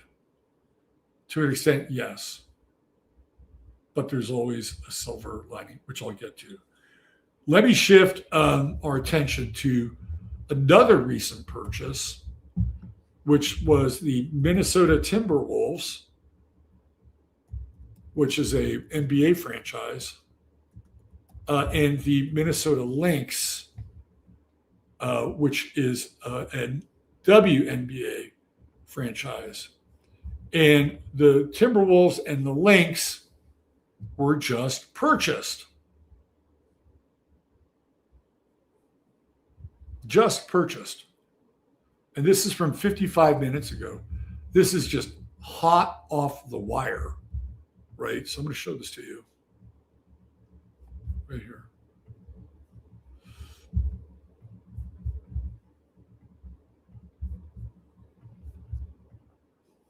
Mark Stad buying controlling stake in Minnesota Timberwolves Lynx for $4.5 billion. It's a lot of money. Tech investor Mark Stad is acquiring a controlling interest in the NBA's Minnesota Timberwolves and the WNBA's Minnesota Lynx in a deal valued at $4.5 billion. It marks the second multi-billion-dollar sale of a professional basketball organization this month, with the Los Angeles Lakers selling for a record-breaking $12.5 billion. So I'll touch on that briefly, but let's get into the specifics here. In Minnesota, the transaction marks the second ownership shift for the basketball clubs in just a little over a year. Stad, who is founder of San Francisco-based investment firm Dragoneer Investment Partners, another private equity fund, which we'll look at, was a minority investor in a group led by billionaire Mark Lore and former baseball player Alex Rodriguez, that bought the franchises from longtime owner Glenn Taylor for $1.5 billion in a years-long deal. Who is Glenn Taylor? Glenn Taylor is the guy who created Target. He created Target. That's a creation, right? He created a department store with a brand, right? Glenn Taylor, that's the guy. He built something. He built all these Target stores, right? He provided jobs for people. He actually built something. This transaction with Stad acquiring the majority of Lore's stake has been months in the making. Rodriguez is expected to maintain his role in the ownership team as governor of the Lynx. So Alex Rodriguez, who is a former Major League Baseball player, gets to kind of watch over the women's team. Stad will be joined at the ownership table with his wife, Elisa, who will serve as the Timberwolves governor. All right, so this is a trend now, right? What did we see with the Padres? Jose Feliciano and Kwanzaa Jones. Mark Stad and his wife, Elisa. Again, this is very Aquarian, because the way that ownership has existed in the past was like you have one guy smoking a fucking cigar, right? Like Red Auerbach of the Lakers. You know, now we have couples. We have couples owning teams. I guess you could say that Josh Kushner and Bob Iger are a couple, but not in the same way. Again, this is very Aquarian, right? Oh, we're going to be equal. We're going to be equal. We're going to have male leadership and female leadership. We're going to have, I'll have it in both leagues with the Padres and the Timberwolves. So Dragoneer, you go to their website, doesn't list a lot of partners, but when you can find them. And I'm going to show you who their partners are. And again, very, very Aquarian. First of all, I'll show you the website. There's their website. You're not getting a lot out of Dragoneer. You got contact, you got investor portal, privacy. That's it. However, if you go to the Wikipedia page, you will find who they have as clients. So because Mark Stad is in San Francisco and in the Bay Area, most of his investments are going to be in the tech world, public and private, right? So Dragoneer is worth $22.6 billion as of 2024. Started 14 years ago. Hedge fund, venture capital, it's private equity. All right. So these are the notable capital investments of Dragoneer. And this stuff is all very Aquarian. Airbnb, Alibaba, Anthropic, Appfolio, Compass Cred, Databricks, Discord, Dollar Shave, Domo, DoorDash, Etsy, Flipkart, Glassdoor, Gusto, HackerOne, Hortonworks, Instacart, Klarna, Mercado Libre, Metropolis Technologies, New Relic, Nubank, OpenAI, Procore, Redfin, ResearchGate, Roblox, Slack, Snapchat, Snowflake, Spotify, Strava, Techion Group, Uber, UliPath, Weibo, Wealthfront, and Whatafix. Now, that may not be the entirety of their investment group, but that gives you a very clear picture of where they're investing. Very Aquarian shit, right? Self-driving cars, hello, Waymo, gig economy, Uber, DoorDash, Airbnb. All that stuff is very Aquarian. It's very Aquarian. The gig economy is Aquarian. Discord, I find to be a really interesting investment. Etsy, very Aquarian. It's an alternative marketplace for people that are makers. It's maker culture, right? He's got a ton of investment probably in AI. He's got OpenAI. He's got Anthropic. There's probably at least one other in here that I'm probably not familiar with, but could also be AI, right? So again, very, very Aquarian.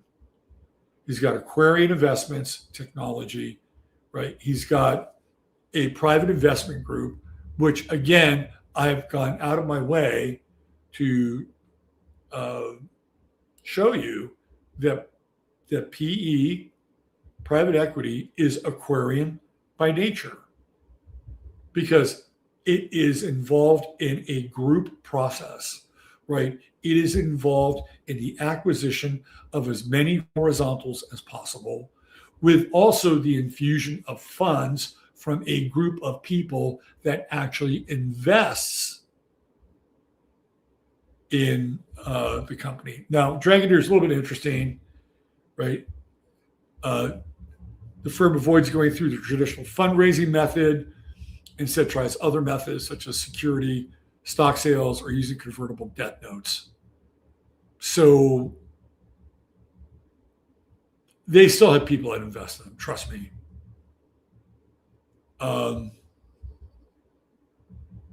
Dragoneer describes itself as a growth-oriented investment firm with more than $17 billion in long-term duration capital from institutional funds such as endowments, foundations, sovereign wealth funds, and family offices. So they're all connected into Dragoneer as well. And they're headquartered in San Francisco, right? So we now have 3 sports franchises sold within the last week. If you do the math on all of them, $3.6 billion for the Padres, was it $4.2 billion for the T-Wolves and Lynx? So that's $7.8 billion plus, we'll call it $13 billion roughly for the Lakers. That's $20 billion. $20 billion theoretically has changed hands in the last week in 3 transactions. $20 billion. At a certain point, the numbers just sound stupid, don't they? It's like we just throw this stuff around. You know, like Josh Kushner's worth $6 billion. How the fuck did Josh Kushner make $6 billion? That's what I want to know. How did he make $6 billion? And again, even the sale of the Lakers, like the Lakers sold for $12 billion. And Josh Kushner and Bob Iger together are only worth $7 billion. I don't know where they're coming up with the other $5 billion that the league needs. So maybe they've got some private equity fund behind them as well. Because that's the only way they can pull the purchase off. Or else they wouldn't qualify for it. So I find this recent rush to buy these sports franchises by these private equity groups to be really, really interesting. Because again, what is sports? Sports is an activity that is what? Very Aquarian. There are teams inside of sports, right? The Padres are a team. Teams are Aquarian. Those teams are parts of leagues. Leagues are a group comprised of teams. Leagues are Aquarian. So all this is completely Aquarian. The movement for private equity into the sports world is like a notch in a groove. But I don't think it's going to stop with sports, obviously. It's moving into other areas. Dentistry is now being aggressively pursued by private equity. Aggressively pursued. And, you know, in fact, I've even seen, like, you know, there was an example of somebody wanting to go in and, you know, almost sight unseen, you know, by the lovely and talented one's practice. And I saw the email, and it's like, we're completely qualified. You can make an offer. We can close within 30 days. I'm like, holy shit, who is this person? And then I looked at their practice, and they got a practice in Westlake, and they were all like young, beautiful people with really straight teeth. And I thought, this guy's a fucking front for private equity, and he's just there to go in and start scooping up dental practices. And that's exactly what that email was about. That email was probably sent to about 100 other dental offices. And somebody in there is going to bite. And they're going to say, Jesus, I can sell this thing? I don't care if it's private equity or not. I get out from under it. And this is where everything is moving. Right now, Pluto is in retrograde. And I feel like during this retrograde, people are starting to kind of wake up a little bit. You know, we're starting to see how private equity is moving through the system like a shape-shifting parasite. That's what it is. A shape-shifting parasite. And it could be made to look like anything. You know, in the San Diego Padres case, you have this interracial couple, a theoretical rags to riches story. Because, you know, everybody from Puerto Rico is just poor. I guarantee you, Jose E. Feliciano probably comes from the 0.5% of Puerto Rico. And then you have the amazing story of Kwanzaa Jones. You should look up her music. And so now they're the face of Major League Baseball in San Diego. How fucking Aquarian does it get? That's Aquarian. You got the Rainbow Coalition at the head of the San Diego Padres. And then this investment group in Minnesota, you got the husband and the wife. And she's going to be, and it's interesting because the wife is going to be the governor of the team. Right? And Alex Rodriguez, who is a dude, is being demoted to the female team. Oh, yes. That is so Aquarian. Let's uplift women and let's put Alex Rodriguez in a humble position, focusing on the Minnesota Lynx. What the hell is he going to do? If I was him, I'd sell my share. I mean, I don't know. Maybe the guy really likes Lynx basketball, the WNBA. Who knows? He's got enough money already. All right. So where is all this headed? Well, I mean, I think we could easily make a case that the Trump administration is operating as a private equity fund. It is. It is completely operating as a private equity fund. Why? Because I've shown this before. The Trump administration has made investments in private companies, right? They're invested in NVIDIA. They're invested in Apple. They're invested in mining operations for whatchamacallit, rare earth metals. I mean, we've broken this down, right? The Trump administration they're into investing, right? And then people inside of the administration are making money hand over fist. You know, Trump is charging people what? $300,000 to get his tweets on Truth Social before anybody else does because they move markets. You know, and they're almost operating like a hedge fund with the price of oil and the war and all the investments and playing that market like a fucking fiddle. You know, and there's more that, like, you know, there are investments. For instance, they're chewing up Big Bend out here in Texas. And the guy that got the contract, it's a no bid contract, is somebody who has been a donor, big donor to Trump. I think he's up in, is it North Dakota or Wyoming? Like, he's got the contract. Trump's got contracts with a company in the Mojave Desert to pump water out of the Mojave Desert. I mean, these are all actions of what a private equity group would do. You know, investments in AI, investments in data centers, giving the guys who are running the data centers incredible breaks in terms of tax breaks, and he'll do whatever he can, right, in order to get these data centers built. The current administration is operating like a private equity fund. They're not going to come right out and tell you that, but that's exactly how they're operating. It's exactly how they're operating. And I don't think it's going to abate anytime soon.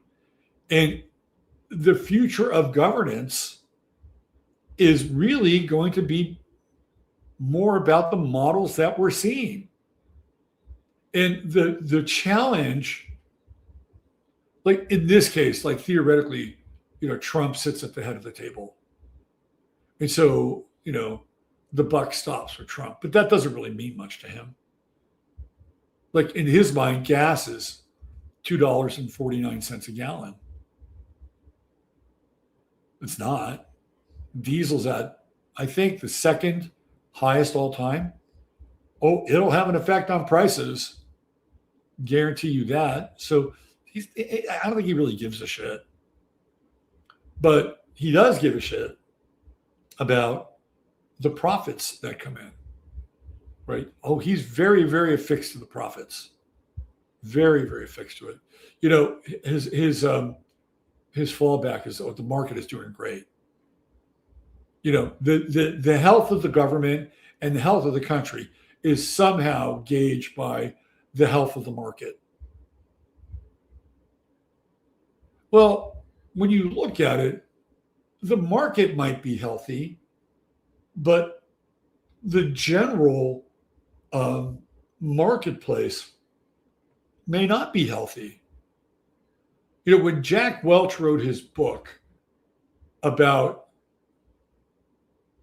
how companies only have to be beholden to their shareholders, it changed everything. It was no longer about providing a better product. It was no longer about providing a better work environment for your employees. It wasn't about creating a better culture. None of those things mattered. None of them. The only thing that mattered was profit and stock price and making the stockholders happy.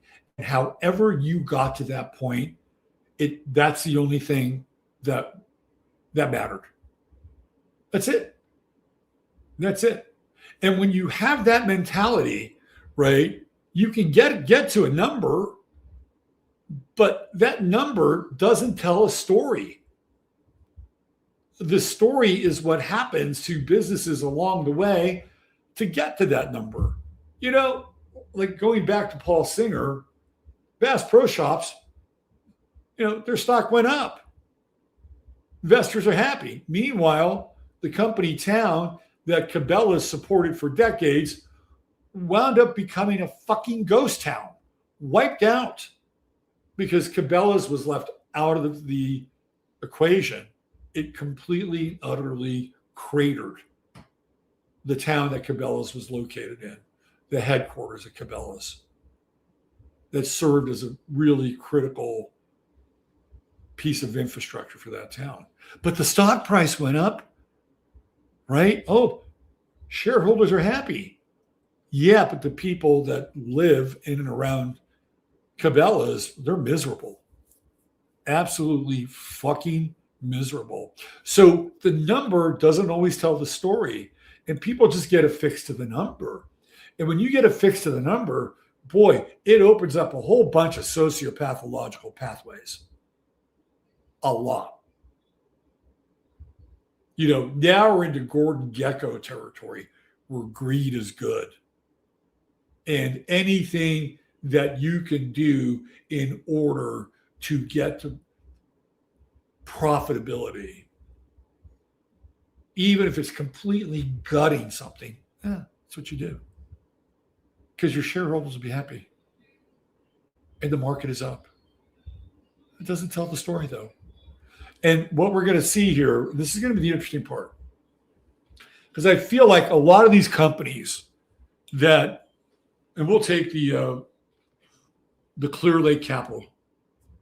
A lot of those companies, like, will they ever reach profitability? And what happens if some of those companies start to go belly up? What if all of a sudden Clear Lake Capital's stable of companies, say 30 to 40% of them, just have monumental losses, are poorly managed, and they're out of business? Clear Lake Capital takes a hit. Now, all of a sudden, their valuation begins to go down. It's the same for Dragoneer. What happens if all of a sudden people are sick of Airbnbs? Or too much money, too many hidden fees, right? Sometimes the places aren't really well taken care of. And then they go online and they say, you know what? This really nice hotel room is less than this Airbnb. Fuck, I'll take this really nice hotel room. What if a bunch of people do that? What if a bunch of people are just like, I'm over Airbnb? And Airbnb starts to take a nosedive. And any one of these other, companies, they could for whatever reason. So yes, is there safety in numbers? And you could take a couple hits if you're Dragoneer. But if you start to take a bunch of hits, then these private equity companies begin to be much less powerful and effective. They don't have the borrowing capacity or have the liquidity available to them because their properties, their businesses that they've invested in are not doing well. And just like the housing crisis in 2008, which burned a hole through the American economy, these private equity companies could suffer something very similar. And that a lot of the companies that they've invested in could start to burn a hole inside of them, which would make them risks, right? And so what do private equity companies do when they're at risk? They make cuts. They don't reinvest, they make cuts. And they start to make cuts because they're on the board of these companies.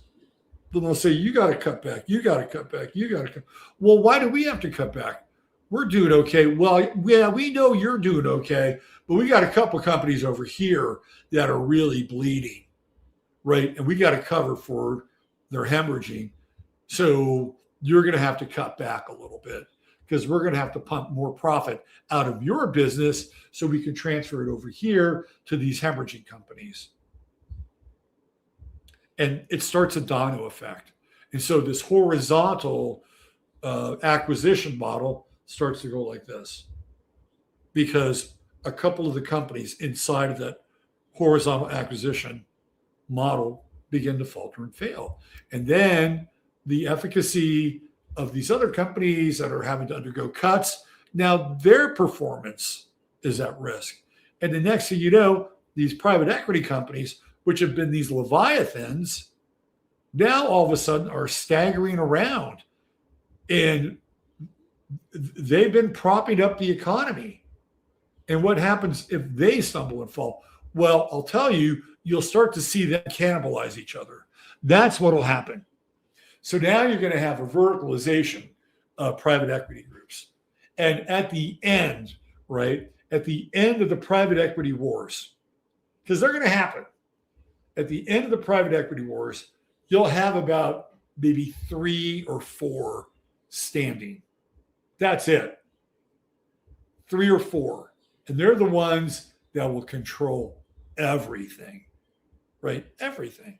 I mean, we already see some of this with BlackRock and Vanguard and State Street, which, by the way, qualify as private equity. These other groups, I guarantee you, they've got connections with those other groups that I've talked about. They're all in bed with each other, but they operate slightly differently, right? Because they have different people that are at the head. Like Mark Stad is at the head of Dragoneer. It's not Larry Fink, even though they probably have some kind of relationship through these other companies with BlackRock. You know that. So at the end of the day, right, I think that's what will happen. You'll see these private equity firms cannibalize each other. Now, I said that there's a silver lining in all of this. And I do believe that there's a silver lining.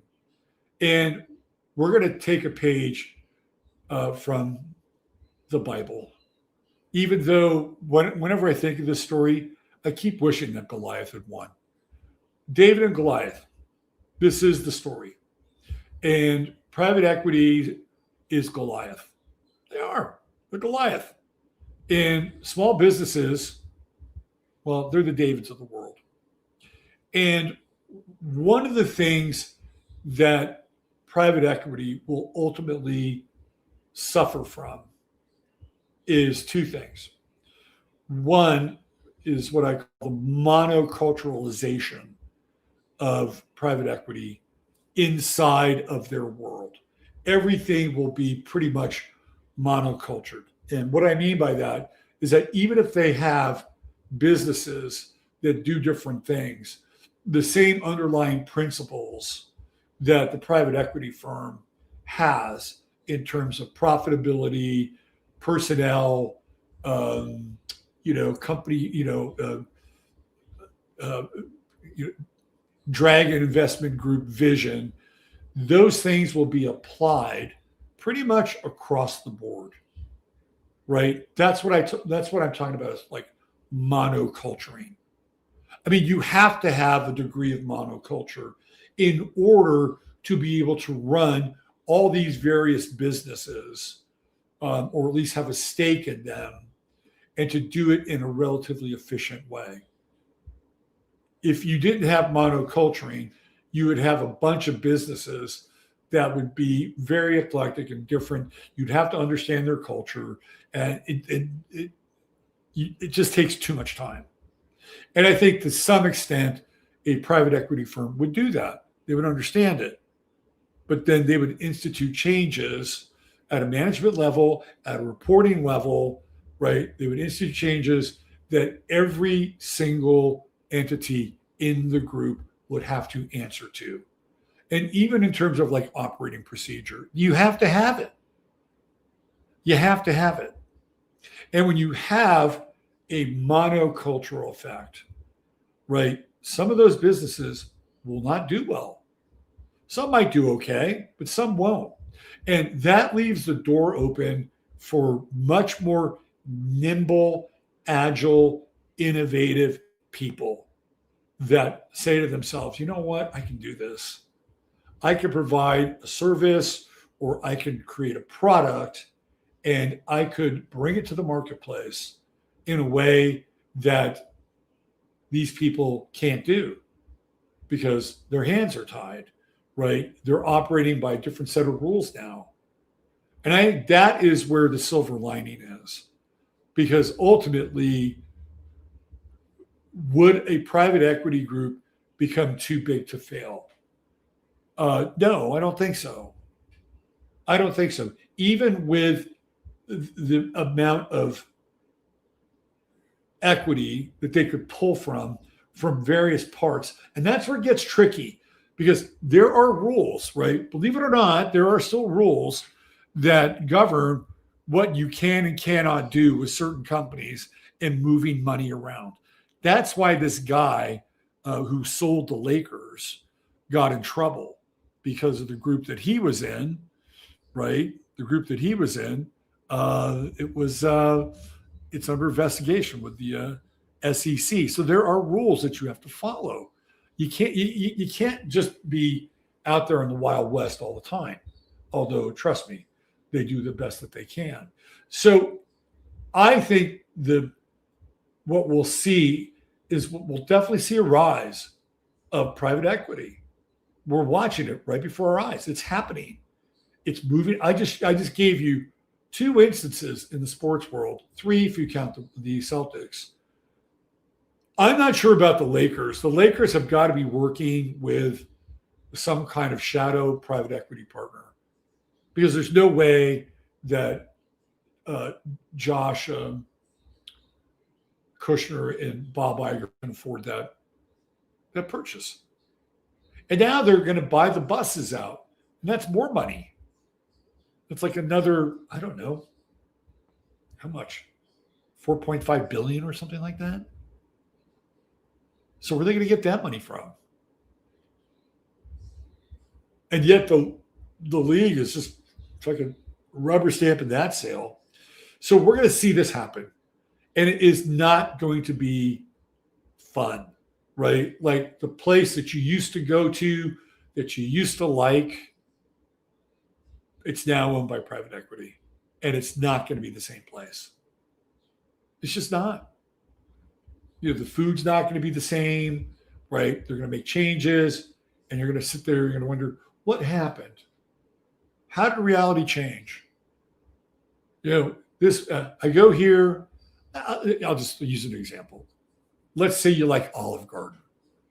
Me personally, I wouldn't eat at Olive Garden, although there's probably worse restaurants.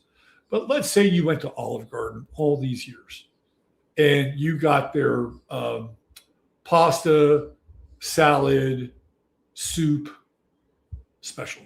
Bowl of Mediterranean soup. You get a salad, get a plate of pasta, I don't know, $9.95, right? And it's been consistent all these years.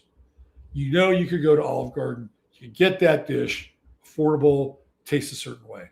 All right, private equity moves in. Olive Garden looks the same, right? Looks the same. Okay, looks the same. You go in. Now all of a sudden, that dish, a little bit more money. It used to be $9.95. Now you're paying $12.95. Like, geez, okay. Well, it's still a pretty good deal. I'm still getting a plate of pasta. I'm still getting, is it unlimited pasta too? Isn't that what it was? Salad and a soup. Then you get the soup, and it's good, but something's not quite right with that soup. Then you get the salad, and you look at it, it's a little bit smaller than the salads I used to get. Lettuce looks a little bit different too. Huh. And then the pasta comes out, and the portion may not be as big. And maybe there's maybe the last pasta you got there had, I don't know, 5 meatballs. Well, now this one has 3 meatballs. And you're looking at it, and it's kind of the same pasta, and it's kind of the same soup, and it's kind of the same salad, but it's not. And it's because private equity has come in and said, yeah, we're going to charge more, we're going to give them less, and they won't really know the difference because we need to increase our bottom line. We need to get the profitability. See, that is the problem with private equity because everything, it's one of the problems, everything kind of looks the same, but the experience is different. It's just different. It's like, what happened? What happened to reality? Everything's different. It's because private equity got its fucking hooks into reality. And again, this is all very Aquarian, right? It's very, very Aquarian. And what we used to see with, again, like sports teams. I'll go back to sports teams. A lot of times sports teams, like the buses were a family. They were a family. Jerry left the team to the kids, right? Like it's very Capricornian in a lot of ways. Very Capricornian. And then what happens? Well, the kids they did okay with the business, but there's too many kids, right? Like there's not one kid that says, okay, I'm going to be the next person in this family to run it. But they're all kind of in this sort of Shakespearean infighting with Jenny Buss trying to run the thing. But it was a family, right? You look at the DeBartolo family. They own the 49ers. They're going to sell that team. And I guarantee you, whoever buys that team, private equity. Jerry Jones owns Dallas Cowboys. Family, right? Now that's a team that may not sell because they're lined up generationally, right? But you can see like how sports has been a family business, usually with a patriarch. Right? There's a patriarch that's involved. For better or worse, the Raiders, patriarch, owned by Al Davis. His son, Mark, gets it. Right? He owns the Raiders now, mostly. That's all changing. It's all changing. And if a family does come in to buy a sports team, I guarantee you it will be related to a private equity group. And the challenge, again, with private equity is that it not only creates this monoculture of what I would call mediocrity with extended expenditure, but it moves into systems of governance. Private equity moves into because they're able to donate to campaigns, these super PACs. Right. And then all of a sudden you have public officials who are operating as agents of private equity. That's what's happening. When you see somebody like Greg Abbott, making decisions here in the state of Texas that most Texans really can't fucking stand, like who's influencing him? In some cases, it's private equity because they're donating to his campaign in a big way. So now we have private equity moving into the governance on a personal level, but ultimately, right, like what we're seeing with our version of the government, the American government, they're going to move into privatization. They will move into privatization. Like at some point, I'm guessing that ICE becomes private. That's my guess. And the reason that ICE becomes private, I think ICE will be something like the post office. And the post office is this weird hybrid of public-private. So when the post office is profitable, it's public. When the post office is not profitable, it's private. So it's the post office is like a chimera. I could see ICE operating in the same territory as the post office. And the reason why I say that is because there are probably some benefits to ICE being private that they don't have now as theoretically being a part of the government, right? So I think we're going to see more and more of this privatization move into government, but the people who will manage that privatization will be who? It will be the private equity groups. Private equity. Like TSA. TSA is its own beast, right? It's its own beast, part of the Department of Homeland Security. I guarantee you TSA is targeted for privatization. And some private equity group will go in and they will start running TSA. They're very close to it right now. So there are going to be people who are for less government who will like this. They'll say, great, the government shouldn't be in this business anyway. But when they find out who's going to be running those services, they may be less than thrilled because all of a sudden those services take on a very, very different tenor and note. And then, of course, if you have monopolization and you have 2 or 3 private equity companies running half of the government services, well, try that hat off for size, right? And I think that this is where everything is ultimately headed. Because when you have something like private equity in whatever kind of hybridized form it is, there's generally nobody in charge, right? Like this Dragoneer, I've got the name Mark Stad. Yeah, well, Mark Stad is name on the letterhead, right? He's a name on the corporate ledger sheet. Mark Stad is not Dragoneer. Dragoneer is comprised of investors. It's comprised of a board, and inside of the investors, there's heavyweight investors, right? These are the people that ultimately make decisions at the private equity company, at the private equity level. If the board and the businesses who theoretically have a seat at the table with Dragoneer didn't like Mark Stad, he'd be gone. They would vote him out, right? And as long as Mark Stad is making them money, he's fine. But when he's not making money or he does something that they don't like, he's gone. So when you have like private equity, there's nobody really in charge. Yeah, there's a person who's got their name, at the top of the company ledger, but that person is really, in some cases, just a figurehead.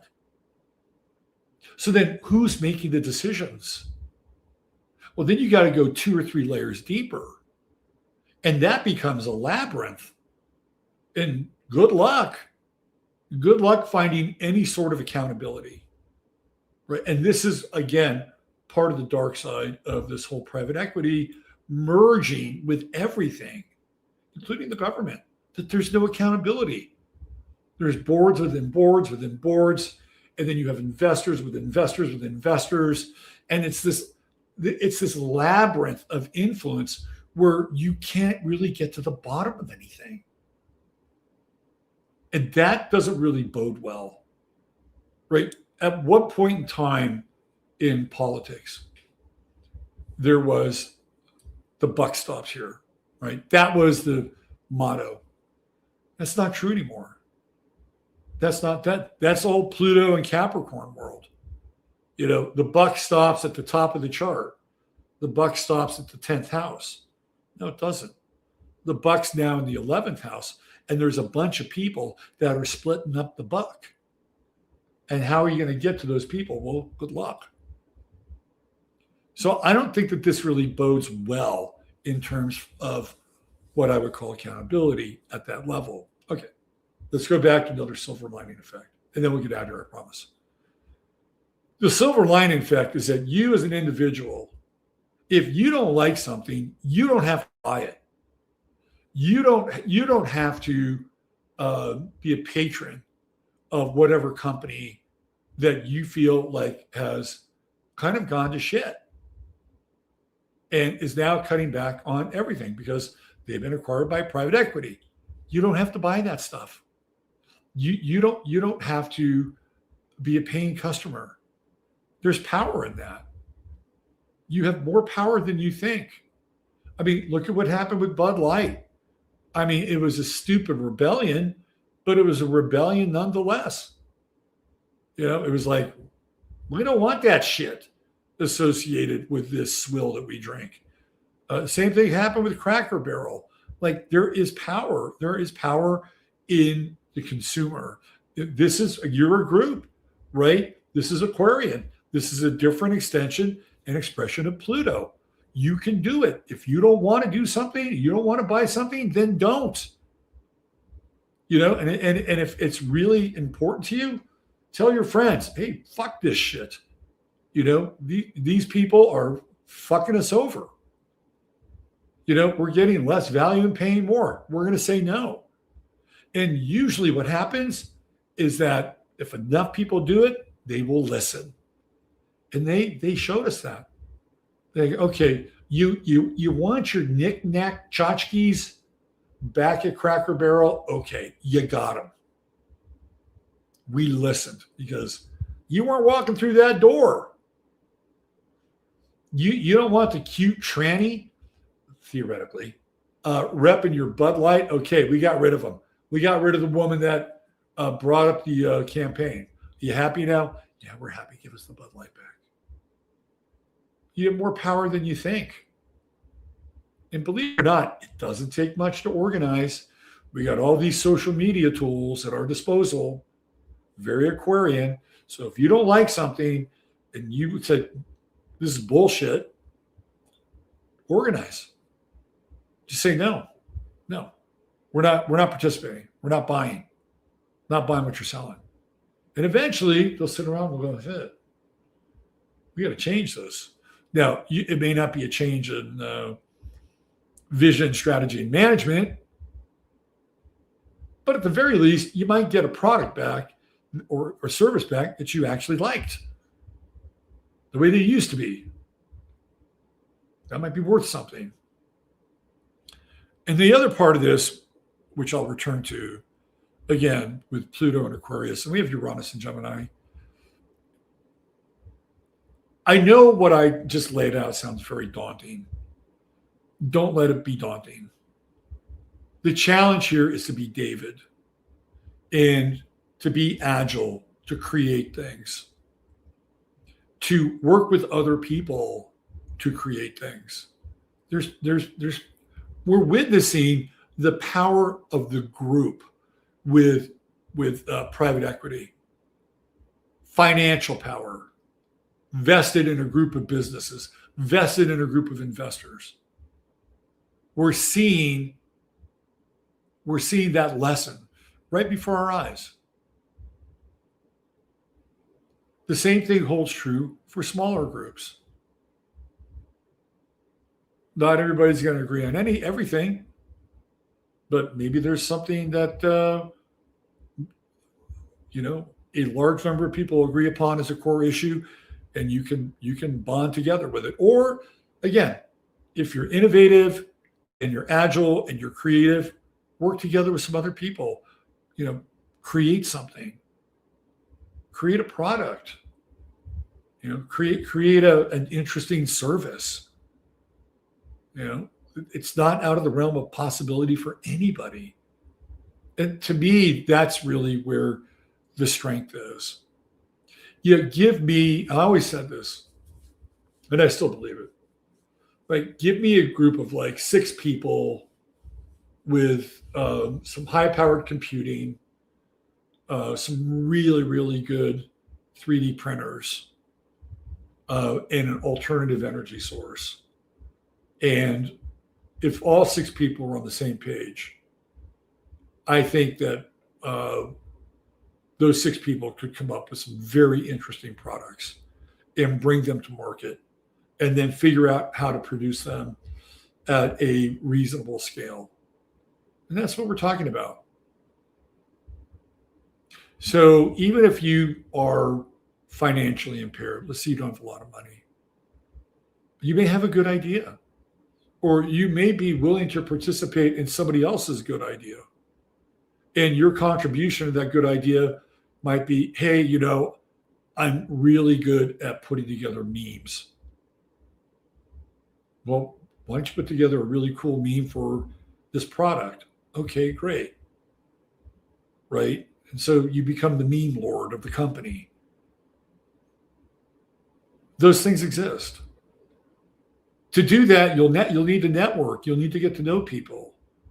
You'll need to figure out who in your circle, is creative or has interesting ideas or has a product they've been working on and they've been trying to go somewhere with it, right?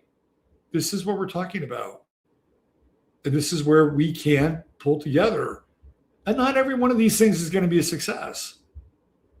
But at the end of the day, right, are we going to sit idly by and watch private equity just swallow everything up like it's the fucking Death Star? Or are we going to provide alternatives for it in our own humble way? The choice is yours. All right. I hope that I have acquitted myself well here, that I've given you enough examples as to what's happening, how it's happening, why it's happening, where it's going, how it will ultimately manifest in a broad application across everything from economics to governance, and then ultimately what we might be able to do about it. I'd say that's a pretty full show. All right, I'll be back on Sunday night. Oh, don't forget our sponsors, of course, truehempscience.com. And you got 2 days left. 2 days left for Silver Botanicals and 20% off all their products. Type Leo in, 20% off. I think if you have $75 or more, they get you free shipping on that too. So today, tomorrow, that's it for Silver Botanicals. The link is inside the chat or inside the description of the show. And don't forget my book. Don't forget my book, Celestial Blueprint. Really good book on astrology for those of you interested in astrology. And then you can join Locals. We'll have another class on Locals on Monday night, Astrology 101. All 3 classes that we've done so far are still there, so you can catch up as well. All right. Thanks for being here. Have yourself a great Friday, Saturday, Sunday. Much love to you all. Take care and bye for now.